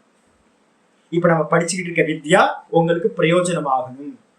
அப்ப பிரயோஜனம் ஆகணும்னா என்ன பண்ணணும்? நல்ல கர்மயோகத்தை பண்ணுங்க, ஈஸ்வரார்ப்பணம் நல்ல பேய் மாதிரி வேலை செய்யுங்க, நல்லா கொடுங்க, எல்லாத்துக்கும் தானம் பண்ணுங்க, நல்லா சேவை பண்ணுங்க அப்படின்ற. கண்ணமுடி உட்காந்து நல்லா ஓங்கார ஜபத்தை பண்ணுங்க, நல்ல பிராணாயாமத்தை பண்ணுங்க அப்படின்னு சொல்றேன். அப்ப உங்களை நான் தூண்டுறேன்னா யாரெல்லாம் கிளாஸ்க்கு ஒழுங்கா வந்துருங்க அப்படின்ற, டைமுக்கு வாங்க, டைமுக்கு போங்க, முடிக்கிறதுக்கு முன்னாடி கண்டிஷன் சொல்றேன்னா அப்ப நான் வந்து பாத்தீங்க அப்படின்னா நான் வந்து உங்களை காரையன் செய்ய வைக்கிறேன். 6 மணிக்கு வந்து உங்களை வந்து இப்படி பண்ணுங்க அப்படி பண்ணுங்கன்னு செய்ய வைக்கிறேன். பாடத்தை கேளுங்க, டெய்லி பாடம் கேளுங்க அப்படின்னு நான் சொல்றேன். அப்போ வந்து பாத்தீங்கன்னா நான் என்ன பண்றேன் அப்படின்னு கேட்டீங்கன்னா ஒரு ரோல் எடுத்துக்கிறதுனால இந்த ரோல் வந்து பாத்தீங்கன்னா பண்ண வேண்டியிருக்கு. நானும் செய்யறேன் கர்த்தாவா இருந்துகிட்டு, உங்களையும் செய்ய வைக்கிற. ஆனா என்னோட பாவம் என்னது அப்படின்னு கேட்டீங்கன்னா இந்த தேகத்துல கர்மம் நடக்குது, இந்த ரோல் நடந்துகிட்டு இருக்கு. அப்படி இது வந்து பாத்தீங்கன்னா நிஷ்டைக்கு போகும்போது இது நடக்குமான்னு கேட்டீங்கன்னா நிஷ்டைக்கு போகும்போது இதுவும் நடக்க. ஷட் டவுன் எல்லாத்தையும், யாரு வந்தாலும் என்ன வேணா பண்ணிக்க, அவன் மோட்சத்துக்கு முயற்சி பண்ணட்டும், என் வேலை முடிஞ்சு போச்சு அப்படின்ட்டு பேசாம ரமண பகவான் மாதிரி எப்படி இருக்கணும், பேசாம சாட்சியா இருந்துகிட்டு பாக்குறது. டோன்ட்டும் சொல்றது இல்ல, டூஸும் சொல்றது இல்ல, செய்யாதே எதையுமே சொல்றது இல்ல. இந்த உலகம் என்ன ஆனாலும் பேசாம வெறும் பார்த்துக்கிட்டு வெறும் அந்த சமாதியிலேயே அபியாசம் பண்ணிட்டு இருக்கிறது. இதுதான் நிதித்தியாசனத்துக்கு சொல்லப்படுது. அப்போ மந்திரம் சொல்றது என்னன்னு கேட்டீங்கன்னா அவன் எதையும் செய்வதும் இல்லை, எதையும் செய்வதும் இல்லை அப்படின்னு ரொம்ப ஸ்பெஷலா சொல்லியிருக்கு. அப்போ உங்களெல்லாம் நான் வைதிகத்துலதான் ஈடுபடுத்துறேன். கர்மயோகம் வைதிகம், இந்த உபாசனம் ஓங்கார உபாசனம்ன்றது வைதிகம், நிஷ்காமியமான கர்ம உபாசனையில நான் ஈடுபடுத்துறேனே இது வைதிகம் தானே. அப்படின்னா நிதித்தியாசனத்துல நான் போயிட்டேன் அப்படின்னா யாரையும் வைதிகத்திலையும் பிரவருத்தி பண்ண வைக்க மாட்டேன், ஈடுபடுத்த வைக்க மாட்டேன். நான் வெறும் மனே இருப்பேன், தேமேன்னு இருக்க வேண்டியதான். யார் வந்தாலும் போனாலும் என்ன பேசினாலும் கற்றும் கல்லாதாரை போல் இரு மந்திரம் சொல்லுது. என்ன சொல்லுது அப்படின்னா என்ன தெரிஞ்சாலும் பேசாம இரு, எதை பேசினாலும் சும்மாதான் வியர்த்தம். இந்த வாக்கை வந்து பாத்தீங்கன்னா சஞ்சலம் பண்ணு, மனசை சஞ்சலம் பண்றது அப்படின்னு நிதித்தியாசனத்துல போறவன் எல்லாத்தையும் விட்னஸ் பண்ணிக்கிட்டு வரும் இருக்கு. அப்ப என்ன ஆச்சும், மொத்தத்தையும் விட்டுறதுன்னு அர்த்தம். ஆச்சரிய சொல்றாரு, ந சர்வ கர்மாணி சந்நியாசக அயம் பகவதக உக்தோ மரீஷ்யதோ ந ஜீவத்தை இதிச்சது. உடனே பூர்வபக்ஷி சொல்ற, சாமி இப்ப நிறைய பேருக்கு தோடி இருக்கும், சாமி எல்லாத்தையும் விட்டுட்டு அப்படின்னா செத்து போனவன் தான் அப்படி இருக்க முடியும். கரெக்ட் தானே? செத்து போனாதான் வந்து பாத்தீங்கன்னா இந்த தேகத்துல எந்த கர்மமும் நடக்காது. நீங்க எல்லா கர்மத்தையும் விட்டுட்டு அப்படின்னா என்ன அர்த்தம் சாமி? அதான் இவர் சொல்றான் பூர்வபக்ஷி, சர்வ கர்ம சந்நியாசக அயம் சர்வ கர்ம சந்நியாசக பகவதக உக்தா. பகவானால 5:13 சொல்லப்பட்ட எல்லா கர்மத்தையும் மனசுனால விடு அப்படின்னு சொல்லப்பட்ட இது யாருக்கு அப்படின்னா செத்து போனவனுக்கு தான் சம்பவிக்கும். ஜீவிச்சுட்டு இருக்கவனுக்கு சம்பவிக்குமா? இந்த லாஜிக்லாம் பாருங்க, அவர்கிட்ட அப்பவே கேட்டிருக்காங்க, நிறைய பேர் கேட்டிருக்கணும் 2500 வருஷத்துக்கு முன்னாடியே. அதனாலதான் வந்து பாத்தீங்கன்னா இப்போ எழுதிட்டு இருக்காரு. இப்போ என்கிட்ட வந்து கேட்கறவங்க இருக்காங்க, எல்லாத்தையும் விட்டுட்டு எப்படி இருக்கிறது அப்படின்னும் போது இதுக்கு வந்து பாத்தீங்க அப்படின்னா ஸ்லோகங்கள் வந்து பாத்தீங்கன்னா ரொம்ப அருமையான ஸ்லோகங்கள் இருக்கு. இதை வந்து பாத்தீங்கன்னா ரெஃபரன்ஸ் வந்து பாத்தீங்கன்னா 51 1851 போட்டு 1851 பாஷ்யம் சேர்த்து படிக்கிறோம், நம்ம படிக்க போறோம் பின்னாடி. இந்த நிதித்தியாசனத்துல இருக்கிறவனுக்கு மந்திரம் சொல்லுது நிஷ்டைய பிராப்தி பண்றவனுக்கு. இப்ப நான் மனநத்துல இருக்கிறதுனால ஆக்ஷன் பண்ணிட்டு இருக்கேன், சொல்லி கொடுக்குறேன், எல்லாம் பண்றேன். அதே நிதித்தியாசனத்துல இருக்கிறவனுக்கு என்ன தெரியுங்களா சொல்லியிருக்கு?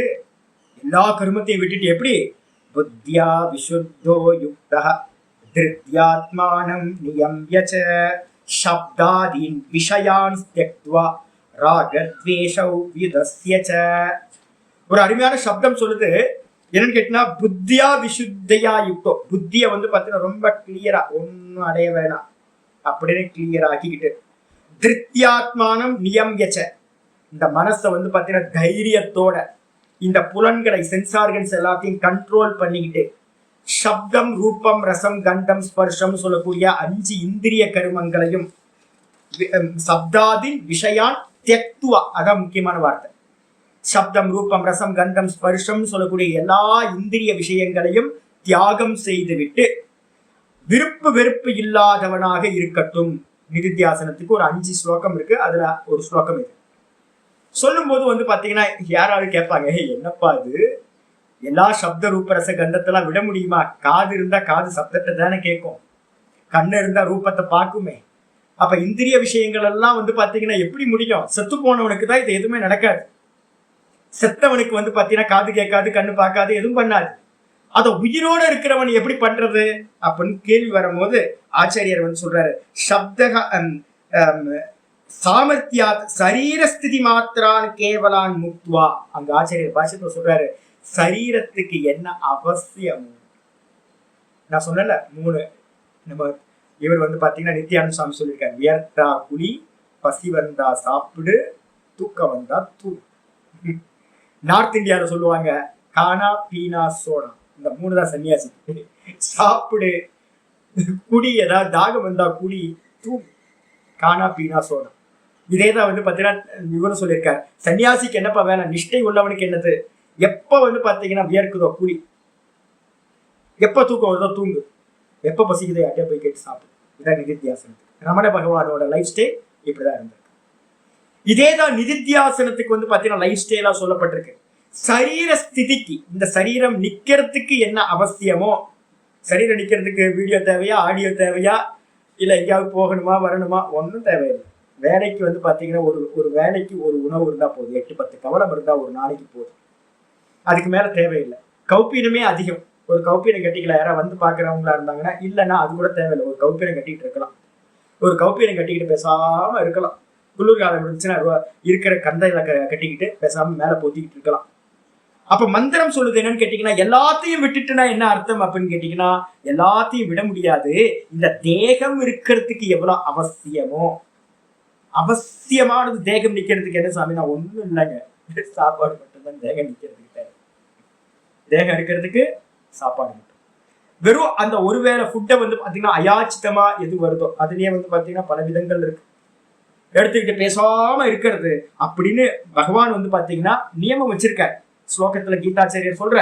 ஆனா இவன் என்ன சொல்றான்? பூர்வபக்ஷி, நீங்க சொல்ற சரி, எல்லாத்தையும் விட்டுட்டு நிக்கிறதுன்றது செத்து போனவனுக்கு தாங்க சாமி நடக்கும். பகவான் சொன்ன இந்த சர்வகர்ம சந்நியாசம் செத்து போனவனுக்கு மட்டுமே நடக்கும். ந ஜீவித இது சேத், ஜீவிச்சுக்கிட்டு இருக்கவனுக்கு இது சம்பவிக்கிறது அப்படின்னு பூர்வபக்ஷி சொல்றான். உடனே ஆச்சாரியர் சொல்றார், இல்லப்பா, இந்த வித்வத் சன்னியாசின்றவன் என்ன பண்றான்? நிஷ்டைக்காக போறவன். நிஷ்டைக்காக போறவன் என்ன பண்ணுவான் அப்படின்னு கேட்டீங்கன்னா, இப்ப நான் உங்களுக்கு பாடம்லாம் எடுக்கிறேன், எல்லாம் பண்றேன். நிஷ்டைக்காக போறவன் என்ன பண்றான் அப்படின்னு கேட்டீங்கன்னா, இந்த பிரகரணத்தை 17வது ஸ்லோகத்துல இருந்து வந்த ஆத்ம லட்சணங்கள் இருக்குல்ல, அதுல முக்கியமா பாத்தீங்கன்னா இங்க சொல்லியிருக்குல்ல, இந்த 21வது மந்திரத்துல எல்லாம் சொல்றது, கதம் சப்புருஷ பார்த்த கம் காத்தயதி அந்திகம் சொல்லியிருக்கு. அவன் யாரை கொள்வான், யாரை கொள்விப்பான். இந்த ஆத்மா பாத்தீங்கன்னா கர்த்தாவும் இல்லை, போக்தாவும் இல்லை, காரயத்தாவும் இல்லை, எதையும் செய்ய வைக்கிறதும் இல்லை. அப்ப என்ன பண்ணுவாங்க அப்படின்னு கேட்டீங்கன்னா, நிதித்தியாசனத்துல இருக்கிற சன்னியாசிகள் என்னன்னு கேட்டீங்கன்னா, இந்த தேகம் நான் வாசம் பண்ற வீடு, இந்த தேகம் நான் இல்லை, நான் பார்ப்பவன், நான் பாத்தீங்கன்னா காரியம் பண்ணக்கூடிய கர்த்தா இல்லை. இந்த வாக்கு பேசுறதை நான் பார்க்கிறேன், தேகம் காரியம் பண்றதை நான் பார்க்கிறேன், மனசு சிந்திக்கிறத நான் பார்க்கிறேன், நான் வெறும் பார்ப்பவன் அப்படின்ட்டு நான் ஆனந்த ஸ்வரூபமா இருக்க சச்சிதானந்த பரபிரம்மமாவே நான் இருக்கேன், எனக்கு தேகாதிகள் இல்லை அப்படின்னு வந்து பாத்தீங்கன்னா இந்த தேகத்துல எது நடந்தாலும் அவன் எப்படி இருப்பான், இந்த தேகத்தோட சம்பந்தம் இல்லாம சுகமா இருப்பான். திருவண்ணாமலைக்குள்ளார நான் இருக்கேன், அதே மாதிரி தேகத்துக்குள்ளார தேகத்தோட எந்த அட்டாச்மெண்ட்டும் இல்லாம ஒருத்தன் இருப்பான். அதான் மந்திரம் சொல்லுது, நவத்வாரிய புரே தேகி. ஜீவாத்மா இன்னும் பிரம்மமா ஆகல, இன்னும் பிரம்மமா ஆகல. அப்ப பிரம்மமா ஆகிறதுக்கான ப்ராசஸ்ல இருக்கான். நான் பிரம்மமா இருக்கேன் அப்படின்னு பாவிச்சுக்கிட்டு இருக்கான். அந்த பாவிச்சுக்கிட்டு இருக்க அந்த ஜீவாத்மா என்ன பண்றான், தேகின்னு பேரு. இப்ப நம்ம எப்படி இருக்கோம், நம்ம இந்த தேகத்தோட பவுண்டா இருக்கோம். தேகம் என்னெல்லாம் நடக்குதோ அதெல்லாம் நமக்கு நடக்குதுன்னு பாக்குறோம், மனசுக்கு என்ன நடக்குதோ அதெல்லாம் நமக்கு நடக்குதுன்னு பாக்குறோம். நம்ம இந்த தேகத்தோட பற்றுதலோட பிடிச்சுக்கிட்டு நிக்குது இந்த நான். ஆனா வேதாந்தம் கேட்டு மனனம் பண்ணி நிதித்தியாசனத்துல இருக்கிறவன் என்ன பண்ணுவான், இந்த தேகத்துல வாசம் பண்ணும் போது கூட இந்த தேகத்தோட தன்னை என்ன பண்ணுவான், பிரிச்சு பிரிச்சு பிரிச்சு பார்ப்பான். 9 வாசல் உள்ள இந்த பட்டணம், நவத்வாரம் உள்ள இந்த புறம், இந்த தேகத்துல வந்து பாத்தீங்கன்னா அந்த நிதித்தியாசனத்துல இருக்கிற அந்த சன்னியாசி, வித்வத் சன்னியாசி, அவன் என்ன பண்றான் அப்படின்னு கேட்டீங்கன்னா, எதையும் செய்வதும் இல்லை, எதையும் செய்விப்பதும் இல்லை, எதையும் பண்றது இல்லை. பூண்டி மகானோட இதெல்லாம் பாத்தீங்க அப்படின்னா தெரியும். பூண்டி மகான் எங்கேயாவது ஸ்டோரி இருந்தா படிங்க, பக்கத்துலயே இருக்கு. திருவண்ணாமலைக்கு எங்கேயாவது வந்தீங்க அப்படின்னா பூண்டி மகானோட இதுக்கு போயிட்டு வாங்க, பெரிய அனுகிரகம் கிடைக்கும், நல்ல நிஷ்டர். அந்த பூண்டி மகான் என்ன பண்ணுவாரு அப்படின்னு கேட்டீங்கன்னா, அவர் பக்கத்துலயே வந்து பாத்தீங்கன்னா சீட்டு ஆடுவாங்க, நிறைய பேர் கார்ட்ஸ் போடுறவங்களா. கிராமம் அது, இப்பவே கிராமம் தான். அவர் இருக்கும்போது எப்படி இருந்திருக்குன்னு தெரியல. அவர் பக்கத்துல உட்காந்து சாமிக்கு பெரிய ஞானி புருஷர், அவர் சமாதியில இருக்காருன்னு யாருக்கு தெரிய போகுது, ஒண்ணும் தெரியாது.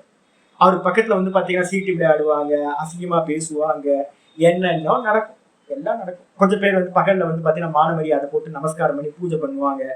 இந்த தேகம் எப்படி இருக்கும்னா, பூண்டி மகன் எப்படி இருந்திருக்காருன்னா, ஏதோடைய சம்பந்தம், எவன் வந்து பூஜை பண்ணாலும் சம்பந்தம் இல்லை, எவன் தான் பக்கத்துல எது பண்ணினாலும் சம்பந்தம் இல்லை, எதோடைய சம்பந்தம் இல்லாம இருந்திருக்கான். அப்ப நிதித்தியாசனத்துல இருக்கிறவனும் நிஷ்டனும் ஒரே மாதிரி. நிஷ்டன் 100% இந்த தேகத்தோட சம்பந்தம் இல்லாம சுரூபத்துல இருப்பான். நிதித்தியாசனத்துல இருக்கிறவன் இந்த தேகத்தோட சம்பந்தம் இல்லாம இருக்கணும்ன்ற முயற்சியில இருக்கிறான். அதான் வித்வத் சன்னியாசின்னு பேர். அப்ப அவன் என்ன பண்றான்னு கேட்டீங்கன்னா, இந்த தேகத்திலேயே இருந்துகிட்டு நவத்வாரிய புரே தேகி ஆஸ்தி, ஆஸ்தின்னு அர்த்தம், இந்த தேகத்துல அமர்ந்திருக்கிறான். இது விசேஷன அனுபபத்தேகை, இந்த தேகத்துல இருக்கான்னு சொல்லி இருக்குப்பா. செத்து போனவனுக்கு சொல்லல, நீ சொல்றிய செத்து போனவனுக்கு சொல்லல. உள்ள வந்து பாத்தீங்கன்னா உட்கார்ந்துகிட்டு இந்த தேகத்தோட எந்த காரியத்தையும் அலோவ் பண்றதுல. ஒரு நாள் எடுங்க மௌனம், காஷ்ட மௌனம் எடுங்க, மனோ மௌனம் எடுங்க. என்னைக்காவது லீவ் இருக்கு, 8 நாள் லீவ் வருது, அமாவாசை பௌர்ணமி அஷ்டமி இதெல்லாம் லீவ் வருது. என்னைக்காவது ஒரு நாள் ஊமை பூட்டிக்கிட்டு வந்து பாத்தீங்க அப்படின்னா ஒரு வேளை ஃபுட் எடுப்பேன்னு வச்சுக்கோங்க, ஆடியோ வீடியோ எல்லாத்தையும் தூக்கி ஓரமா வைங்க, உட்காந்துட்டு பேசாம இருக்கிறதுக்கு ட்ரை பண்ணுங்க. மெதுவா இப்பவே வந்து பாத்தீங்கன்னா 1 மணி நேரம் நான் எப்படி இருக்க போறேன்னு ட்ரை பண்ணுங்க. எல்லாத்தையும் தூக்கி வச்சிருங்க.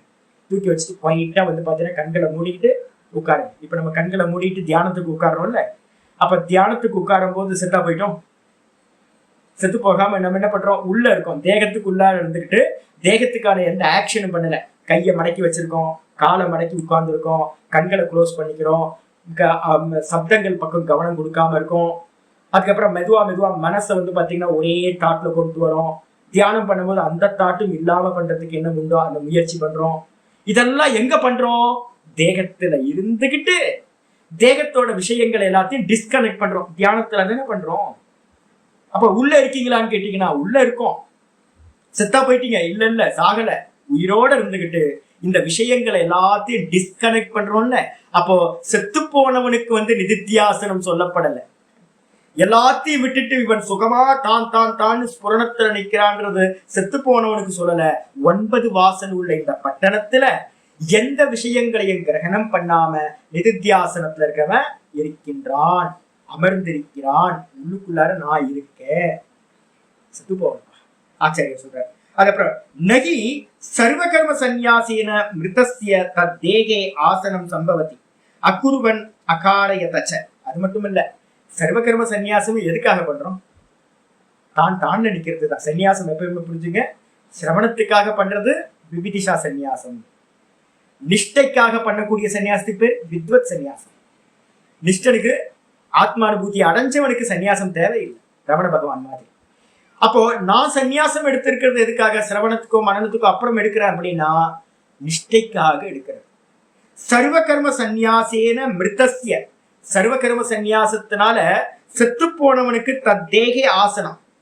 செத்து போனவனுக்கு எல்லாத்தையும் விட்டுறான். ஆமா, செத்து போனவன் வந்து எந்த ஆக்ஷன் இல்லாம தான் இருக்கா, படுத்து கிடக்குது, அப்படியே பாடி அப்படியே இருக்கு. ஆனா வந்து பாத்தீங்கன்னா அதுக்குள்ளார அந்த தேகின்ற ஜீவாத்மா இருக்கானா இல்லையா அப்படின்னா அந்த செத்து போன தேகத்துல அந்த தேகின்னு சொல்லக்கூடிய ஜீவாத்மாவோட ஆசனம் ந சம்பவதி. அங்க உள்ள வந்து பாத்தீங்கன்னா இருத்தல் என்பது இல்லை, ஜீவன் வெளியில போயிடுச்சு. அப்ப இங்க யாருக்கு சொல்றது அப்படின்னு கேட்டீங்கன்னா, நிதித்தியாசனத்துல ஒரு சன்னியாசி தியானத்துல உட்கார்றான் அப்படின்னா அவன் என்ன பண்றான், எந்த வேலையில விட்டுட்டு சதா காலம் இந்த தேகத்துக்குள்ளார இருந்துகிட்டு நான் வேற இந்த தேகம் வேற, நான் வேற இந்த தேகம் வேற, இந்த நான் வேற இந்த தேகம் வேறன்னு சதா அந்த அபியாசம் பண்ணிக்கிட்டு இருக்கான். அது யாரையும் எதையும் பண்ண வைக்கிறதும் இல்லை, தானும் எந்த கர்மத்துல ஈடுபடுறது இல்லை. ரெண்டுத்தையும் டிஸ்கனெக்ட் பண்ணிட்டு கர்மங்களை எல்லாத்தையும் விட்டுட்டு வெறுமனே தான் தான் தான் தான் தான் நிற்கிறான். இது வந்து பாத்தீங்கன்னா செத்து போனவனுக்கு சம்பவிக்காது, உயிரோட இருக்கக்கூடிய ஒரு ஞானவானுக்கு தான் சம்பவிக்கும் அப்படின்னு ஆச்சாரிய சொல்றாரு. சொன்ன மாத்திரத்துல பூர்வபக்ஷி கேட்கிறான், தேகே சந்நியஸ்ய இது சம்பந்தோ ந தேகே ஆஸ்தே இடிச்சு. மந்திரத்துல வந்து பாத்தீங்கன்னா நவத்வாரே புரே தேகி நைவ குருவன்ன காரய நவ சொல்றதுக்கு என்னன்னு கேட்டீங்கன்னா, சொல்லும் போது சொல்றதுக்கு என்னன்னு கேட்டீங்கன்னா நவத்வாரே புரே தேகி நைவ குருவன்ன காரயன் அப்படிதான் சொல்லியிருக்கு. தேகத்துல சம்பந்தம் வந்து பாத்தீங்கன்னா தேகே சந்நியசி இது சம்பந்தம். தேகத்துல விட்டு கர்மத்தை எல்லாத்தையும் தேகத்துல எடுத்து வச்சுட்டு அப்படிதான் இருக்க ஒழிய வந்து பாத்தீங்கன்னா ந தேக ஆஸ்தே இதிச்சு, தேகத்துல இருக்கான்னு சொல்லல, தேகத்துல சந்நியாசம் பண்ணிட்டுன்னு சொல்லியிருக்க ஒழிய தேகத்துல இருக்கான்னு சொல்லல, தேகத்துல சந்நியாசம் பண்ணிட்டுதான் சொல்லியிருக்கு. ரொம்ப திரும்ப திரும்பி கேள்வி கேட்கிறான். ஆச்சாரிய சொல்ற, இல்லப்பா, இந்த ஜீவாத்மாவா இருக்கிறவன் பிரம்மமா தன்னை பாவிக்கிற காரியம் நடந்துகிட்டு இருக்கு. அந்த ஜீவாத்மா என்ன பண்ணணும், ஒரு உத்தமமான ஞானி புருஷன் நிதித்தியாசனத்துல இருக்க அவன் என்ன பண்றான், நான் ரிஃப்ளெக்ஷன். இந்த ரிஃப்ளெக்ஷன் வந்து பாத்தீங்கன்னா கர்த்தா போக்தாலாம் நான் நினைச்சுக்கிட்டு இருக்கேன். சாஸ்திரம் சொல்லுது ரிஃப்ளெக்ஷனும் பிம்பமும் வேற வேற இல்லை, நான் பிரம்மமா இருக்கேன்னு பாவிக்க சொல்லுது. அதான் பிரம்ம பாவம்னு பேர். அப்ப அந்த பிரம்ம பாவத்தை பண்ணும்போது நான் எப்படி இருக்கேன்னு இப்ப நினைச்சுக்கிட்டு இருக்கோம். நம்ம வந்து பாத்தீங்க அப்படின்னா கர்த்தா போக்தா நினைச்சுக்கிட்டு இருக்கோம். நீ என்ன பண்ணு, நான் கர்த்தா இல்லை, நான் கர்த்தா இல்லை, நான் வந்து சதா அகர்த்தாவா அபோக்தாவா இருக்கேன், சச்சிதானந்தமா இருக்கேன்னு பாவிக்கிறேன். ஏன் பாவிக்கணும் அப்படின்னா சர்வத்திர ஆத்மனக அவிக்கிரியத்துவ அவதாரணா. ஆச்சாரியர் அதையும் மறுக்கிறாரு, நான் சொல்லி மறுக்கிறார். இல்லப்பா அப்படி இல்லை. இந்த ஆத்மா வந்து பாத்தீங்கன்னா தேகத்துல எல்லா தேகங்களும் எப்படி இருக்கு, உங்க தேகம் அறிஞ்சவன் அறியாதவன், இந்த உலகத்துல எத்தனை தேகங்கள் இருக்கோ, புழு பூச்சில இருந்து பெரிய பெரிய காரியங்கள் பண்ற கர்மிகள்ல இருந்து, கர்மமே பண்ணாத வந்து தாமசிக்கமா இருக்கக்கூடிய முட்டாள்கள்ல இருந்து, தூங்கிட்டு இருக்கவன்ல இருந்து, சர்வ தேகங்கள்லயும் ஆத்மா எப்படி இருக்கு, ஆத்மா எப்பவுமே அவிக்கிரியத்துவ அவதாரணா. ஆத்மா எப்பவுமே கர்த்தா இல்லை, போக்தா இல்லை. எல்லா காலங்கள்லயும் எல்லா சரீரத்திலையும் வந்து பாத்தீங்கன்னா ஆத்மா வந்து பாத்தீங்கன்னா அகர்த்தா அபோக்தாவா இருக்கு. ஆனா இந்த ரிஃப்ளெக்ஷன் கான்சியஸ்னஸ் என்ன பண்ணுது, ஜீவாத்மா தன்னை கர்த்தா போக்தான்னு ஒருத்தர் தப்பா நினைச்சுக்கிட்டு இருக்கான், சரீரத்தோட அபிமானத்தினால நினைக்கிறான். அதனால ஆத்மா எப்பவுமே வந்து பாத்தீங்கன்னா நிஷ்கிரியமா இருக்கு, விகாரம் இல்லாததான், மாறாம இருக்கு. அப்படிதான் எல்லா இடத்துலயும் நிச்சயம் பண்ணப்பட்டிருக்கு அவதாரணா. அதனால ஆசன கிரியாயாகச்ச அதிகரண அபேட்சத்துவா இருக்கான்னு சொல்லியிருக்கேன். அப்படின்னா ஜீவாத்மா வந்து பிரம்மவேத பிரம்மைவ பவதி, பிரம்மத்தை அறிந்தவன் சர்வ வியாபகமாயிடும். அந்த பிரம்மத்தை அறியறதுக்கான ப்ராசஸ்ல இருக்கிற வரைக்கும் என்ன இருக்கு, இந்த தேகம்னு ஒரு இருப்பிடம் இருக்கு. ஞானி என்ன பண்றான், நிஷ்டைக்காக ஒரு தேகத்துல இருக்கான். நான் இருக்க வேண்டி இருக்கிறதுக்கு ஒரு பிளேஸ் தேவைப்படுது. அதான் ஆச்சாரியர் சொல்ற, ஆசன கிரியாயாக இருக்கிறான், அமர்ந்து இருக்கிறான் அப்படின்ற கிரியாக்கு ஒரு இருக்கிறேன் அப்படின்னா, இப்ப நான் சொல்றேன், நான் உட்கார்ந்து இருக்கேன். எங்க உட்கார்ந்துருக்கேன், என்னோட ஆசனத்துல உட்கார்ந்துருக்கேன். ஒரு ஆசனம், ஒரு சேர் தேவைப்படுது இல்லை, ஒரு பெட்டு ஏதோ ஒரு தேவைப்படுது இல்லை. அதே மாதிரி இந்த நிதித்தியாசனத்துல இருக்கிறவன் என்ன பண்றான், தேகத்துல அமர்ந்து இருக்கான். சரி, நான் இருக்கணும்ன்றதுக்கு வந்து பாத்தீங்கன்னா சன்னியாசம் தேவையா? இப்ப நீங்க எல்லாம் நம்ம எல்லாரும் தேகத்துல இருக்கும், கிரகஸ்தர்கள் நிறைய பேர் இருக்கீங்க, தேகத்துக்குள்ளதானே இருக்கீங்க. சன்னியாசம் பண்ணாதான் தேகத்துல இருக்கணும்னு ஏதாவது இருக்கா என்ன? அப்படிலாம் ஒண்ணும் இல்லை. சன்னியாசம் பண்ணாமலும் தேகத்துலதான் இருக்கும். ஞானி புருஷன் என்ன பண்றான்? சன்னியாசம் பண்ணிட்டு தேகத்துல இருக்கான். அப்ப தேகத்துல இருக்கல்ன்றது வந்து ஜீவாத்மாக்கு வந்து பாத்தீங்கன்னா இருக்கிறதுக்கு ஒரு இடம் வேணும். நீங்க சந்நியாசம் பண்ணாம இருங்க, இல்ல சந்நியாசம் பண்ணிட்டு இருங்க. சந்நியாசம் இருக்கிறதுக்கு சந்நியாசம் தேவையில்லை. இருக்கிறதுக்கு எது வேணும்? இருக்கிறதுக்கு ஒரு இடம் வேணும். ஜீவாத்மா இருக்கிறதுக்கு இந்த தேகம் அவசியம். ஆனா ஜீவாத்மா வந்து பாத்தீங்கன்னா கர்மத்தை தியாகம் பண்ணிட்டு இருக்கானா, இல்ல கர்மத்தை தியாகம் பண்ணாம அபிமானத்தோட இருக்கிறானா? இதுதான் டிஃபரெண்ட். சிரவண மனனத்தினால நல்லா பக்குவப்பட்ட ஆத்மா என்ன பண்றான்? இந்த தேகத்துல எல்லாத்தையும் விட்டுட்டு நான் கர்த்தா இல்லை போக்தா இல்லைன்னு இருக்கான். இந்த சிரவண மனனம் நடக்காதவன் நம்மள மாதிரி முட்டாள்கள் என்ன பண்ணிட்டு இருக்கோம்? நான் கர்த்தா நான் போக்தான்னு சரீரத்துல இருக்கும். நம்மளும் சரீரத்துலதான் இருக்கோம், நிதித்தியாசனத்துல இருக்கிறவனும் சரீரத்துலதான் இருக்கான். அப்ப சரீரம் ஜீவாத்மா இருக்கிறதுக்கு ஒரு ஆதாரம் தேவைப்படுது. சரீரம் வந்து பாத்தீங்கன்னா அதிகரண அபேட்சத்துவ, ஒரு அதிகரணம், ஒரு ஆதார தத்துவம் தேவைப்படுது நான் இருக்கணும் அப்படின்னா. ஆனா வந்து பாத்தீங்கன்னா அனபேட்சத்துவாச்ச சன்னியாசம். ஆனா சந்நியாசம் பண்ணிட்டு தான் இருக்கணும்னு அவசியம் இல்லை. இந்த உலகத்துல இருக்கிறவங்க எல்லாம் சன்னியாசம் பண்ணிட்டா தேகத்துல இருக்காங்க. அப்ப தேகத்துல வந்து பாத்தீங்கன்னா சந்நியாசம் பண்ணிட்டும் இருக்கலாம், பண்ணாமலும் இருக்கலாம். ஆனா இருக்கிறதுக்கு தேகம் வேணும். அப்ப நிதித்தியாசனத்துல இருக்கிற சன்னியாசி என்ன பண்றான் அப்படின்னா தேகத்துலதான் இருக்கான். ஆனா எப்படி இருக்கான்? எல்லாத்தையும் தியாகம் பண்ணிட்டு இருக்கான். அதனால வந்து பாத்தீங்கன்னா சம்பூர்வகா அப்படின்னு சன்னியாசத்தை வந்து விவேச்சனம் பண்றார். அதை ஹைலைட் பண்ணீங்க. யாராவது சன்னியாசம் சன்னியாசம் கேட்கும் போது இதை சொல்லுவோம். சந்நியாசம் அதை பிரிச்சிங்க அப்படின்னா சம்மு பிளஸ் நியாசம், ரெண்டு சப்தம் இருக்கு. சம் நியாசம், சந்நியாசம். அந்த சம்மு நியாசத்தோட சேரும்போது நகாரத்தோட இம்மு சேரும்போது அதுவும் இன் ஆயிடும். சம்முல இருக்கக்கூடிய மகாரம் இம்முன்றது வந்து இன் ஆயிடும். அப்ப சம் நியாசம் சேர்க்கும் போது சந்நியாசம் ஆயிடும். சம்மு நியாசம். சம்முன்றதுக்கு அர்த்தம் என்னது அப்படின்னு கேட்டீங்கன்னா சம்முன்றதுக்கு அர்த்தம் சம்யக்கு, நன்றாக, நன்றாக. இந்த நியாசம்ன்றதுக்கு அர்த்தம் என்னது? ஆச்சாரியர் சொல்ற சம்பூர்வகா. சம் என்ற உபசர்க்கம்னு பேர், அதுக்கு பேரு. அந்த உபசர்க்கத்தை முன்னால் கொண்டு நியாச சப்தக இக. நியாசத்துக்கு ரெண்டு அர்த்தம் இருக்கு. நியாசத்துக்கு ரெண்டு அர்த்தம் இருக்கு. என்ன அர்த்தம்னா, நீங்க மந்திர ஜபம் யாராவது பண்றவங்களா இருந்தீங்க அப்படின்னா என்ன சொல்றோம்? கரண்யாசம் ஒண்ணு வச்சிருக்கோம், ஒவ்வொன்னா சொல்லி சொல்றேன். அதுக்கப்புறம் வந்து பாத்தீங்கன்னா அங்கன்யாசம் அப்படின்னு தலையை தொடுறது, மூக்க தொடுறது, நெஞ்ச தொடுறது அப்படின்னு எல்லாத்தையும் தொட்டு தொட்டு இது பண்றது இருக்கு. பூஜைகள் புனஸ்காரங்கள் நடக்கும்போது நீங்க எங்கேயாவது போய் பார்த்தீங்க அப்படின்னா இந்த நியாசங்கள் பண்றது இருக்கு. கரண்யாசம், அங்கன்யாசம். அங்கேயும் நியாசம் இருக்கு. ருத்ரத்துக்கு சொல்லும் போது லகுன்யாசம், மகன்யாசம்னு ரெண்டு சொல்லுவோம். ருத்ர பாராயணம் எங்கேயாவது பூஜை நடக்குது அப்படின்னா நான் கேட்கும் போது கேட்போம், என்ன பூஜை? லகுன்யாசம் பண்ணி பண்றாரா இல்ல மகன்யாசம் பண்ணி பண்றாரா அப்படின்னு. மகான்யாசம், மகன்யாசம். லகுன்யாசம்னா சின்ன நியாசம், சின்னதா ஒரு 1.5 பேஜ் தான் இருக்கும். அங்கங்க வந்து பாத்தீங்கன்னா நியாசம் பண்ணிக்கிட்டே வரும். நியாசத்துக்கு என்ன அர்த்தம்னா ரெண்டு அர்த்தம் இருக்கு. ஒண்ணு வைத்தல் அப்படின்னு அர்த்தம், வைக்கிறது. இன்னொன்னு தியாகம் பண்றது. ரெண்டு அர்த்தம் இருக்கு. நியாசத்துல வந்து பாத்தீங்கன்னா என்ன சொல்றோம் அப்படின்னு கேட்டீங்கன்னா விஸ்வாமித்திர ரிஷிகி அப்படின்னு தலையை தொட்டு ரிஷி நியாசம் பண்ணும்போது தலையை தொட்டு வந்து பாத்தீங்கன்னா அந்த ரிஷியை தலையில தூக்கி வச்சிருது. அப்புறம் சந்தஸ் வந்து பாத்தீங்கன்னா அனுஷ்டு சந்தகா அப்படின்னு மூக்க வாயை தொட்டு சொல்றது. இதுல வந்து பாத்தீங்கன்னா சந்தஸ் தேவதையை ஸ்வீகாரம் பண்றது. ஹிருதயத்துல வந்து பாத்தீங்கன்னா அக்னிர் தேவதா, காயத்ரி தேவதா அப்படின்னு அந்த தேவதைகளை வந்து பாத்தீங்கன்னா நெஞ்ச தொட்டு வைக்கிறது.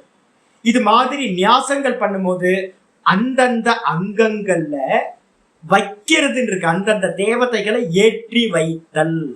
அப்ப நியாசத்துக்கு அர்த்தம் என்னது? ஒரு அர்த்தம் ஏற்றி வைத்தல். எங்கெல்லாம் பூஜை நடக்குதோ, எங்கெல்லாம் யாகங்கள், ஹோமங்கள், கர்மங்கள் நடக்குதோ அந்த இடத்துலலாம் பயன்படுத்துற நியாசம் வைத்தல் அப்படின்ற அர்த்தத்துல சொல்லப்படுது.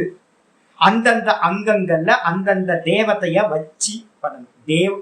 தேவோ பூத்வா தேவான் யஜேத்தன்னு ஒரு மந்திரம் இருக்கு. தேவதைகளை ஆராதனம் பண்றதுக்கு முன்னாடி ருத்ர ஜபம் பண்றீங்க, ருத்ராபிஷேகம் பண்றீங்க அப்படின்னா முதல்ல ருத்ரனை வந்து பாத்தீங்க அப்படின்னா என்ன பண்ணணும், தன்னோட தேகத்துல ஏத்தி வச்சுட்டு ருத்ரனாவே இருந்துகிட்டு ருத்ர ஜபம் பண்ணணும்னு சொல்லுது. எந்தெந்த தேவதையை நம்ம உபாசிக்கிறோமோ முதல்ல அந்தந்த தேவதைய என்ன பண்ணணும், நம்மளோட அங்கங்கள்ல அந்தந்த தேவதையை ஏத்தி வைக்கணும். முதல்ல ஏத்தி வச்சதுக்கு பிறகு அவன் என்ன ஆயிடுறான், தேவதையாவே ஆயிடுறான். தேவோ பூத்வா தேவதையா ஆயிட்டு தேவதைய வந்து பாத்தீங்கன்னா உபாசிக்கணும், பூஜிக்கணும் அப்படின்றது. தேவோ பூத்வா தேவான் யஜேத தேவதைகளை பூஜை செய்யட்டும். இதுதான் வந்து பாத்தீங்கன்னா நல்லா கிளியரா வந்து பாத்தீங்கன்னா ஹோமம், எங்கேயாவது ஹோமங்கள் இதெல்லாம் நடக்குதுன்னா முதல்ல அந்த பிரீஸ்ட் என்ன பண்ணுவார், அந்த கை எல்லாத்தையும் தொட்டு தொட்டு தொட்டு ஒண்ணு பண்ணிட்டு மனசுக்குள்ள மந்திரத்தை மெதுவா சொல்லிக்கிட்டே எல்லாத்தையும் பண்ணுவார். அதெல்லாம் பண்றதுக்கு பேரு நியாசம் அப்படின்னு பேரு. அப்ப நியாசம்னா எடுத்து வச்சுக்கிறதுன்னு அர்த்தம். அதை இங்க எடுக்கலாமான்னு கேட்டீங்கன்னா அதை எடுக்காதீங்க. ஆச்சாரியர் சொல்றாரு தூ சம்பூர்வக தூ சம் நன்றாக. இங்க எப்படி எடுக்கணும், நியாச சப்தக இக, நியாசம்ன்ற சப்தம் வெளியில இருக்கிறது ஏத்தி வைக்கிறதுன்னு. ஆனா நியாசம்ன்றது இந்த இடத்துல தியாகார்த்தோ ந நிக்ஷேபார்த்தக. தியாகார்த்தம் என்னது, தியாகம். நியாசத்துக்கு அர்த்தம் தியாகம். நன்றாக தியாகம் செய்தோம்னா என்ன அர்த்தம், இது பேனா மெதுவா வச்சேன் அப்படின்னா நல்லா வச்சேன்னு அர்த்தம் இல்லை. இப்படி தூக்கி போட்டேன் அப்படின்னா அதான் தியாகம். எனக்கும் அதுக்கு ஒரு மண்ணாங்கட்டி சம்பந்தமும் இல்லை. அப்பா அம்மா பேரன் பேத்தி குழந்தை குட்டி என்னோட சொத்து பத்து எல்லாத்தையும் தூக்கி போட்டு ஒரு சம்பந்தமும் இல்லாம இருந்த நிறைய சன்னியாசிகள் இருக்காங்க. அப்ப என்ன அர்த்தம்னா சம்பூர்வ நியாசம். நிறைய இன்னைக்கு இன்ஸ்டிடியூஷன் சன்னியாசத்தெல்லாம் இங்க கொண்டு வராதீங்க. நான் சொன்னேன்ல, மேல வந்து பாத்தீங்கன்னா கீழே வந்து ஒய்ஃப் இருப்பாங்க, மேல வந்து ஹஸ்பண்ட் இருப்பாரு சன்னியாசம் பண்ணிட்டு. இன்னும் அதிகமா இருக்கு, புருஷனும் பொண்டாட்டி ரெண்டு பேருமே சன்னியாசம் பண்ணிட்டு காவி ட்ரெஸ் போட்டு ஒரே வீட்டுல இருக்கிறவங்க. என்னையா அது முன்னாடி சாதாரணமா இருக்கலாமே, என்ன ப்ராப்ளம் உங்களுக்கு, காவி ட்ரெஸ் போட்டு எல்லாம் நடந்துற போகுதான். இந்த காவி ட்ரெஸ் மேல எல்லாத்துக்கும் ஒரு மோகம். ஆனா வந்து ரூல்ஸை வந்து ஃபாலோ பண்றது, கண்டிஷன் அப்ளைடு எல்லாத்துலயும் இருக்குல்ல, கண்டிஷன் அப்ளை பண்ண முடியல. அப்ப என்ன பண்றது அப்படின்னு கேட்டீங்கன்னா நியாசமா அப்படின்னு கேட்டீங்கன்னா இப்ப இருக்கிற சன்னியாசம் முறையான சன்னியாசம். வீட்டுக்கு போக கூடாது, அப்பா அம்மா விட்டீங்கன்னா விட்டதுதான். 7 சந்ததிக்கு எனக்கு எந்த சம்பந்தம் இல்லை. ஜாதி போட்டு கூடாது. இங்க நிறைய திருவண்ணாமலையில நான் பிராமண ஜாதி அப்படின்னு, ஐயோ சன்னியாசிக்கு எங்கேயா பிராமண ஜாதி, சன்னியாசி செத்து போனவையா, வடக்கு நோக்கி போறவன். சன்னியாசிக்கு வந்து பாத்தீங்க அப்படின்னா ஜாதி இல்லை, சன்னியாசிக்கு குலம் கோத்திரம் இல்லை, சன்னியாசிக்கு வந்து பாத்தீங்கன்னா இந்த நட்சத்திரம்லாம் இல்லை, ஒண்ணும் இல்லை. கோயில பூஜை பண்ணும்போது வந்து பாத்தீங்க அப்படின்னா உங்களுக்கு என்ன கோத்திரம் அப்படின்னா, கோத்திரம்னா பூர்போசோ கோத்திரம். இங்க பூர்போசோ ஏன்னா அது கூட இல்லை, ஆனா வேற வழி இல்லாம வந்து பாத்தீங்கன்னா சொல்ல வேண்டியது பூர்போசோ கோத்திரம் அப்படின்னு. கோத்திரமே இல்லைன்னு அர்த்தம். கோத்திரம் இல்லை, குலம் இல்லை, எதுவுமே இல்லை, இவனுக்கு தேகம் இல்லை, எதுவுமே இல்லை. அந்த விதமா எவன் சந்நியாசம் பண்றானா அவன் தான் சந்நியாசம். சந்நியாசம்ன்றதுக்கு அர்த்தம் நன்றாக விடுதல், அதான் அர்த்தம். எல்லாத்தையும் விடுதல், மொத்த சொந்த பந்தம் எல்லாத்தையும் விடுதல். அப்போ விட்டவனுக்கு என்ன இருக்கும், ரொம்ப அருமையானது. விட்டவனுக்கு வந்து பாத்தீங்கன்னா எல்லா அப்பா அம்மாவும் நம்ம அப்பா அம்மா. எனக்கு ஊர்ல வந்து பாத்தீங்கன்னா ஏகப்பட்ட பாட்டிங்க. இப்போ போனோட வந்து பாத்தீங்கன்னா நிறைய பாட்டிங்களுக்குலாம் டீ வாங்கி கொடுக்கணும், காலைல டிஃபன் கொடுக்கணும், நிறைய பாட்டிங்களுக்கு நிறையலாம் சேவை பண்ணணும். ஒரு பாட்டியா இருந்தா ஒருத்தருக்கு மட்டும்தான் பண்ண முடியும். ஒரு அம்மாவா இருந்தா ஒரு அம்மாவுக்கு மட்டும்தான் சேவை பண்ண முடியும். ஒரு அப்பா இருந்தா ஒரு அப்பாவுக்கு மட்டும்தான் சேவை பண்ண முடியும். நம்ம குழந்தைங்களுக்காக இருந்தா நம்ம குழந்தைங்களுக்கு மட்டும்தான் சேவை பண்ண முடியும். நீங்க எல்லாம் பண்ணிட்டு இருக்கீங்கல்ல, ஃபேமிலிக்கு எல்லாம் பண்றீங்களா? சன்னியாசி என்ன பண்ணுவான், சன்னியாசிக்கு இந்த ஊரே குடும்பங்க, இந்த உலகமே குடும்பம். நேற்று வந்து பாத்தீங்க அப்படின்னா ஒரு முஸ்லீம் ஸ்திரீ பக்கத்துல வந்து நாதபுரம் என்ன பண்ணாரு, அந்த குட்டியை தூக்கி இது பண்ணி அது பண்ணார். அவங்களுக்கு எவ்வளவு சந்தோஷம் இருக்கு தெரியுங்களா. அந்த அம்மாவுக்கு வந்து பாத்தீங்கன்னா ஒரு சன்னியாசி வந்து, அந்த அம்மா வந்து பர்தா போட்டிருக்காங்க, கருப்பு வஸ்திரம். சன்னியாசி வந்து பாத்தீங்கன்னா தூக்கி எந்த பேதமும் இல்லாம வந்து பாத்தீங்கன்னா அவங்க அந்த குழந்தைகளை தூக்கி அந்த குழந்தைக்கு கொஞ்சம் சேவையெல்லாம் பண்ணோன்னே அந்த அம்மா அவ்வளவு சந்தோஷம் ஆயிட்டாங்க. அப்ப என்ன கேட்டா, சன்னியாசி வந்து பாத்தீங்கன்னா பேதமே இருக்கக்கூடாது சன்னியாசிக்கு நான் அப்படின்னு. ஆனா வீட்டுக்குள்ளார இருந்தீங்கன்னா உங்க குடும்பம், உங்க மனைவி, உங்க குழந்தைங்க, உங்க அப்பா, உங்க அம்மா, அது ஒரு சின்ன வட்டத்துக்குள்ளார இருக்குது. நல்லா தியாகம் பண்ணவன் என்ன பண்ணுவான் அப்படின்னு கேட்டீங்கன்னா வசுதேவ குடும்பம். இந்த மொத்த பிரபஞ்சமும் நம்மளோட குடும்பம், நம்ம அப்பா அம்மா, எல்லா அப்பா அம்மாவும் நம்ம அப்பா அம்மா, எல்லா சகோதர சகோதரிகள் நம்ம சகோதர சகோதரிகள். எல்லாத்துக்கும் சேவை பண்ண முடியும். அப்ப என்ன ஆகுங்க, என்ன மனசு விகாசம் ஆயிடுது. சர்வாத்ம பாவம் பண்றதுக்கு அந்த சந்நியாசம் ரொம்ப உபயோகமா இருக்கு. அப்போ சந்நியாசம்ன்றதுக்கு அர்த்தமே பாத்தீங்கன்னா தியாகம் தான் சந்நியாசம்.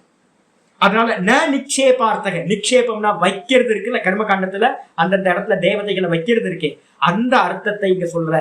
சந்நியாசம்ன்றதுக்கு அர்த்தம் நன்றாக தியாகம் செய்தல் அப்படின்னு அர்த்தம் இருக்கும். தஸ்மாத் ஆச்சாரியா இதோட அப்ப யாராவது பாத்தீங்க அப்படின்னா, யாராவது ஆசைப்பட்டீங்க அப்படின்னா, சன்னியாசின்னு சொல்லிக்கிறதுக்கு ஆசைப்பட்டீங்கன்னா முறையா சன்னியாசம் எடுத்துட்டு சொல்லுங்க. கிரகஸ்தத்துல இருந்துகிட்டு நான் சன்னியாசியா இருக்கேன்னு வேஷம்லாம் போடாதீங்க. பொய்யினால எதையுமே அடைய முடியாது. இப்போ சத்தியமா இருங்க, சத்தியமா விட்டுட்டு இது மாதிரி இருந்துட்டு நான் சன்னியாசி அப்படின்னு சொல்லுங்க. அது மாதிரி பொய்யா இப்ப நிறைய பேர் சொல்லிக்கிற மாதிரி பொய்யா நானும் சன்னியாசி தான், ட்ரெஸ் மாட்டாம இருக்கேன், வீட்டுல இருந்துட்டு சன்னியாசியா இருக்கிறேன், நான் கிரகஸ்த சன்னியாசி. சின்ன மிஷன்ல எல்லாம் பாத்தீங்கன்னா ஏகப்பட்ட பேர் பட்டணங்களை கொடுத்துட்டே இருப்பாங்க. நீங்கெல்லாம் கிரகஸ்த சன்னியாசிகள், நான் ஆசிரம சன்னியாசியா. ஏயா குழப்பறீங்க? அழகா பிரிச்சு வச்சிருக்கு பிரவருத்தி நிவர்த்தி. உனக்கு ஏன் ப்ராப்ளம்? உங்களுக்கு ஏன் எவ்வளவு ஈகோ வருது? சன்னியாசி பார்த்தா ஏன் ஈகோ வருது? அதுதான் ஈகோ வரவே வேணாம். நம்ம என்ன நிலையில இருக்கோமோ அதை சரியா புரிஞ்சுக்க, நமக்கு என்ன பலம் இருக்கோ அதை புரிஞ்சுக்கிட்டோம். ஆச்சாரியர் பாத்தீங்கன்னா பக்கத்துல ஒரு இது எடுத்துங்க. 6வது அத்தியாயத்துல பாத்தீங்க அப்படின்னா ஒரு ஸ்லோகம் இருக்கு. 6:2 யம் சந்யாசமிதி பிராகுஹு யோகம் தம் வித்தி பாண்டவ நஹ்ய சந்யஸ்த சங்கல்பா யோகி பவதி கஷ்சன. ரொம்ப அருமையான ஸ்லோகம் சொல்றார். எதை சந்நியாசம் என்று சொல்கிறார்களோ, ஏ அர்ஜுனா, எதை சந்நியாசம் என்று சொல்கிறார்களோ அதையே நீ யோகம் என்று அறிவாயாக. ரொம்ப அருமையான ஸ்லோகம், மனசுல எப்பவுமே வச்சுக்கணும். எதை சந்நியாசம் என்று சொல்கிறார்களோ அதனை நீ யோகம் என்று தெரிந்து கொள். நிதித்தியாசனத்துல இருக்கிறதுக்கு பேரு, ஆத்ம தியானத்துக்கு பேரு யோகம். அப்ப யோகத்துல ஒருத்தன் நிக்கிறான் அப்படின்னா அவன் தான் சன்னியாசி. யோகத்துல நிக்கிறவன் என்ன பண்ணணும்? நான் இது இல்லை, நான் இது இல்லை, நான் இந்த லோகம் இல்லை, நான் இந்த தேகம் இல்லை, மனசு இல்லை, புத்தி இல்லை அப்படின்னு எல்லாத்தையும் நான் இல்லை நான் இல்லைன்னு தியாகம் பண்றான். அப்ப தியாகம் பண்ணிட்டு நகி அசந்நியஸ்த சங்கல்பக, சங்கல்பங்களை தியாகம் செய்யாதவன் யோகி ந பவதி கஷ்சன. எவனும் சங்கல்பத்தை தியாகம் செய்யாமல், யோகம்னா நிதித்தியாசனம்ன்ற யோகத்தில் அமர முடியாது. அப்ப நிதித்தியாசனத்துக்கு தியாகம் கண்டிப்பா தேவை. என்ன தியாகம்? சங்கல்ப தியாகம். என்ன சங்கல்பம்? நான் தேகம், அதான் சங்கல்பம். நான் தேகம்ன்ற சங்கல்பத்தை விட்டுறணும். என்னுடையது என்னுடையதுன்ற விஷயத்தை எல்லாத்தையும் விட்டுறணும். என்னுடையது இந்த லோகத்துல ஒண்ணும் இல்லை. ஸ்கிரீன் சொல்லும், ஸ்கிரீனுக்கு ஏதாவது சொந்தம் இருக்கா? காட்சிகளோட இருக்கிற எந்த காட்சிகளும் ஸ்கிரீனுக்கு சொந்தம் இல்லை, கல்பிதம் எல்லாமே. நானுக்கு மேல இந்த தேகங்கள், இந்த லோகம் எல்லாம் கல்பிதம், என்னுடையது ஒன்றும் இல்லை அப்படின்னு எல்லாத்தையும் தியாகம் பண்ணிட்டு அகம் அகம் அகம் அகம்னு பூரணத்துல நிக்கணும். அப்ப எல்லா சங்கல்பங்களையும் விட்டவன் எவனோ அவன் சன்னியாசி. மனசுல வச்சுங்க, எல்லா சங்கல்பத்தையும் எனக்கு இதை அடையணும் அதை அடையணும். ஒரே ஒரு சங்கல்பம் சாதுக்கு இருக்கணும். என்ன சங்கல்பம் அப்படின்னு கேட்டீங்கன்னா ஆத்ம காமக மந்திரம் சொல்லுது. ஒருத்தர் நான் சங்கல்பத்தை எல்லாத்தையும் விடுங்க அப்படின்னும் போது ஆத்மாவை அடையிறதும் ஒரு ஆசை தானே சுவாமி? ஆமா, கண்டிப்பா. ஆனா ஆத்மாவை அடைஞ்சிங்கன்னா எல்லா ஆசைகளுக்கும் முடிவு வந்துடும். அப்ப இருக்கிறதுலே பெரிய ஆசை எது அப்படின்னா ஆத்மாவை அடையணும், ஆத்மாவில நிக்கணும். இது மட்டும்தான் சங்கல்பம். ஆத்ம காமகன்னு பேரு அவனுக்கு பேரு. அப்ப தான்ல நிக்கிறதுக்கு மட்டும் பிரவருத்தி இருக்கணும், பெரிய லட்சியம் இருக்கணும். வேற எந்த விஷயத்திலையும் சங்கல்பம் இருக்கக்கூடாது. ஆத்ம சங்கல்பம் அவனுக்கு பேர். என்ன பேரு? ஆத்ம சங்கல்பம்னு பேரு. நான் ஆத்மாவை மட்டுமே அடையணும், வேற ஒன்றையும் அடைய வேண்டாம். அப்ப நமக்கு ஏகப்பட்ட சங்கல்பம் இருக்குல்ல. என் குழந்தைக்கு இப்படி நடக்கணும், அப்படி நடக்கணும், என் பேர குழந்தைங்களுக்கு அங்க நடக்கணும், இப்படி நடக்கணும். ஒரு பேரனுக்கு பாத்தீங்கன்னா ஒரு மெடிக்கல் சீட்டு கிடைச்சா நல்லா இருக்கும், ஒரு ஐஐடியில கிடைச்சா நல்லா இருக்கும், ஒரு வேலை கிடைச்சா நல்லா இருக்கும், பேத்திக்கு கல்யாணம் ஆனா நல்லா இருக்கும். என்னைக்காவது லிஸ்ட் தீர்ந்து போகும். யோசிச்சு பாரு, எல்லா லிஸ்ட்டும் அப்படியே தான் இருக்கும். சங்கல்பத்தோடு சுத்து போனீங்கன்னு வச்சுங்க. காமானிய காமயத்தே மன்யமானக ச காமவீர் ஜாயத்தே தத்திர தத்திர. மந்திரம் சொல்லுது என்னன்னு கேட்டீங்கன்னா, யார் யார் எந்தெந்த ஆசையோடு செத்து போறானோ அதை அடையறதுக்கு திரும்பவும் ஆங்காங்கு பிறக்கின்றான். பூனைக்குட்டியா பிறந்துருவீங்க உங்க பேர குழந்தைய பாக்குறதுக்கு. பூனைக்குட்டியோட மடியில பேர குழந்தையோட மடியில பூனைக்குட்டியா விளையாடிட்டு இருப்பீங்க, பார்த்துக்கிட்டே இருப்பீங்க சந்தோஷமா. தேவையாது. அப்ப எல்லாத்தையும் விட்டுட்டு ஒரே சங்கல்பம் மட்டும் வச்சுக்கணும். ஆத்ம சங்கல்பம் மட்டும் வச்சவன் எவனோ அவன்தான் யோகி. சங்கல்பத்தை விடாதவன் சன்னியாசியாகவும் ஆக மாட்டான், யோகியாகவும் ஆக மாட்டான் அப்படின்னு ரொம்ப கிளியரா சொல்லியிருக்கு. அப்ப அதனால என்னன்னு கேட்டீங்கன்னா, கீதாவோட மொத்த இது என்னன்னு கேட்டீங்கன்னா, சிரவணம் பண்றது, மனனம் பண்றது, அது வரைக்கும் பாத்தீங்க அப்படின்னா காரியம் கொஞ்சம் நடக்கும். நிதித்தியாசனம்னு போயிட்டீங்க அப்படின்னா அங்க சர்வ கர்ம சந்நியாசம் ஒன்னும் பண்ண முடியாது. சோசியல் ஆக்டிவிட்டிஸ், அது தானம், தர்மம், யோகாமம், இது மாதிரி எந்த காரியமும் நடக்காது. வீட்டு வேலை பண்ற, வீடு கட்டுற, அதை பண்ற, இதை பண்ற, பிசினஸ் பண்ற, ஒன்னும் சம்பவிக்காது. லௌகிகமான கர்மங்களும் சம்பவிக்காது, வைதிகமான கர்மங்களும் சம்பவிக்காது. நிதித்தியாசனத்துல ஒரே ஒரு விஷயம்தான் என்னன்னு கேட்டீங்கன்னா, அகம் அகம் அகம் அகம்னு ஆத்ம சம்ஸ்தம் மனக்கிருத்வா ந கிஞ்சித் அபி சிந்தையே 6:25 சொல்ற. மனசை பாத்தீங்கன்னா சதா காலமும் ஆத்மாலேயே நிலை பெற வச்சு, நான் நான் நான் அகம் அகம்ன்ற ஸ்புரணத்திலேயே வச்சு வேற எந்த ஒன்றையும் சிந்திக்காதே. இதுதான் பாத்தீங்கன்னா சொல்ல. அது மூலமா தான் ஆத்ம நிஷ்டைன்னு சொல்லக்கூடிய ஆத்மானுபூதி உண்டாகுது. அதனால ஆச்சாரியர் கன்க்ளூஷன் வர, தஸ்மாத் ஆகையினால கீதா சாஸ்திரி, கீதா சாஸ்திரத்துல இந்த மொத்த பகவத்கீதையிலையும் ஆத்ம ஞானவதா, யாரு சிரவணம் பண்ணினானோ, யாரு மனனம் பண்ணினானோ, மனனத்தோட முடிவுல தான் தெரிந்துவிடும். சிரவணத்திலேயே உங்களுக்கு பரோட்ச ஞானம் வந்துவிடும். அப்ப யாருக்கெல்லாம் சிரவணம் பரிபூர்ணமா சிரவணம் பண்ணி நான் பிரம்மமா இருக்கேன்னு ஒரு ஞானம் புத்தி பூர்வமா வந்துருச்சோ, ஞானவதா, யாரு பாத்தீங்கன்னா ஆத்ம ஞானத்தை உடையவனோ, சிரவண மனனம் பண்ணினவனோ அவனுக்கு சந்நியாச ஏவ அதிகாரக சாங்கியானாம் ஞான யோகா. யாரெல்லாம் ஆத்ம ஞானத்தை உடையவனோ அவன் என்ன பண்ணணும், உலகத்துல போய் எதுவும் பண்ண வேண்டியது இல்லை, தான் நிலை பெறணும். அதனால என்ன பண்ணணும் அப்படின்னு கேட்டீங்கன்னா, தன் நிஷ்டா தத்பராயண, அதையே நிஷ்டையா வச்சுக்கிட்டு, அதையே லட்சியமா வச்சுக்கிட்டு சிரவணம் பண்ணவன், மனனம் பண்ணவன் நிதித்தியாசனம் பண்ணி ஆத்மானுபூதி அடையணும். அப்ப சாங்கியர்களுக்கு ஞான யோகம். யாரெல்லாம் கருமியா இருக்குமே, சுவாமி எங்களுக்கு என்ன சுவாமி, நிறைய பேர் கிரகஸ்தாசிரமத்துல இருக்கீங்க, நிறைய பேர் பாத்தீங்கன்னா வானப்பிரஸ்தத்துல இருக்கீங்க. அப்ப அவங்கெல்லாம் நாங்களாம் என்ன பண்றது அப்படின்னா, கருமினாம் கர்ம யோகா. வேதாந்தம் கேட்டுக்கிட்டு இருக்கீங்க, உங்களுக்கு ஒரே சாய்ஸ் தான், எந்த கர்மா பண்ணாலும் இந்த பாடம் போயிட்டு இருக்கிறது கூட ஈஸ்வரார்ப்பணம், ஈஸ்வரார்ப்பணம், ஈஸ்வரார்ப்பணம். காலையில இருந்து சாயந்தரம் நைட்டு தூங்குற வரைக்கும் எல்லாத்தையும் இந்த வார்த்தையை திரும்ப திரும்ப திரும்ப சொல்லிட்டே இருங்க. காயேன வாச்சா மனசேந்திரியேவா புத்தியாத்மனாவா பிரகிருதே சுபாவா கரோமி யத்யத் சகலம் பரஸ்மை நாராயணாயேதி சமர்ப்பயாமி. எல்லாத்தையும் நாராயணன்ட்ட சமர்ப்பிக்கிற. காயேன வாச்சா, காயத்தினாலையும் இந்த உடம்புனாலையும், வாச்சா வாக்குனாலையும், மனசுனாலையும், எதையெல்லாம் நான் பண்றனோ எல்லா கர்மங்களும் ஈஸ்வரார்ப்பணம், ஈஸ்வரார்ப்பணம், ஈஸ்வரார்ப்பணம். அப்ப கர்மம் பண்ணிக்கிட்டு இருக்கிறவங்களுக்கு இந்த கர்ம யோகம் ஈஸ்வரார்ப்பணமா பண்றதுதான் உங்களுக்கு சொல்லப்பட்டிருக்கு. இதே யாரு பாத்தீங்கன்னா நல்ல சிரவணமும் பண்ணி நல்ல ஸ்திரமாயிடுச்சு, நான் அதான் சத்தியம், இந்த உலகம் எல்லாம் பொய், இந்த அடைய வேண்டியது ஒண்ணு இல்லை அப்படின்னா அவன் கர்மத்தை பண்றதுக்கு அவசியம் இல்லை. அவன் என்ன பண்ணணும், சதா காலம் ஸ்புரணத்திலேயே இருக்கணும். இதுதான் பாத்தீங்கன்னா சொல்லப்பட்டிருக்கு. மொத்த கீதா சாஸ்திரத்திலையும் ஆத்மவதக சந்நியாசையேவ அதிகார, ஆத்ம ஞானத்தை உடையவன் அதை பாத்தீங்கன்னா அந்த நிஷ்டையை அடைவதற்காக, அனுபூதி பண்றதுக்காக சந்நியாசம் பண்ணிக்கிட்டு அந்த நிஷ்டையை சம்பாதிக்கணும் என்பது சொல்லப்பட்டிருக்கு. ந கருமானிதி, அவனுக்கு கர்மம் பண்றதுக்கு ரைட்ஸ் இல்ல. கர்மம் பண்றவன் என்ன பண்ணணும், கர்ம யோகம் பண்ணலாம் மோட்சத்துக்கு. அது சாதனம், சம்ஸ்காரத்தை உண்டு பண்றது, சுத்திகரணம் பண்ணக்கூடியது. அப்ப அதனால பாத்தீங்கன்னா கர்மம் பண்றதுக்கு ஞானத்தை அடைஞ்சவனுக்கு அதிகாரம் இல்லை. இது தத்திர உபரிஷ்டா. இந்த விஷயத்த இனி வரக்கூடிய கீதால நான் எங்கெங்கெல்லாம் வருதோ, தத்திர இந்த கான்செப்ட் எங்கெங்கெல்லாம் இந்த கான்செப்ட் வருதோ, கான்டெக்ஸ்ட் வருதோ, அங்கங்கெல்லாம் உபரிஷ்டாத் ஆத்ம ஞான பிரகரணம், எங்கெல்லாம் ஆத்ம ஞான பிரகரணம் 6வது சாப்டர்ல வரப்போகுது, 5வது சாப்டர்ல வரப்போகுது.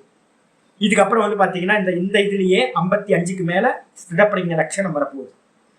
எந்தெந்த இடத்துல எல்லாம் பாத்தீங்கன்னா ஆத்ம ஞான பிரகரணம் வருதோ அந்தந்த இடத்துல எல்லாம் நான் என்ன பண்ண போறேன், தரிசயிஷ்யாமக, இனி மேற்கொண்டு வரக்கூடிய உபரிஷ்டாத்னா இனி மேற்கொண்டு வரக்கூடிய ஸ்லோகங்கள்ல எங்கெல்லாம் ஆத்மாவை பத்தின கான்டெக்ட் வருதோ அங்கெல்லாம் இந்த விஷயத்தை நான் உங்களுக்கு நல்லா எடுத்து காட்டுறேன் அப்படின்னு ஆச்சாரியர் சங்கர் என்ன பண்ணார், கூறி முடிச்சிட்டார்.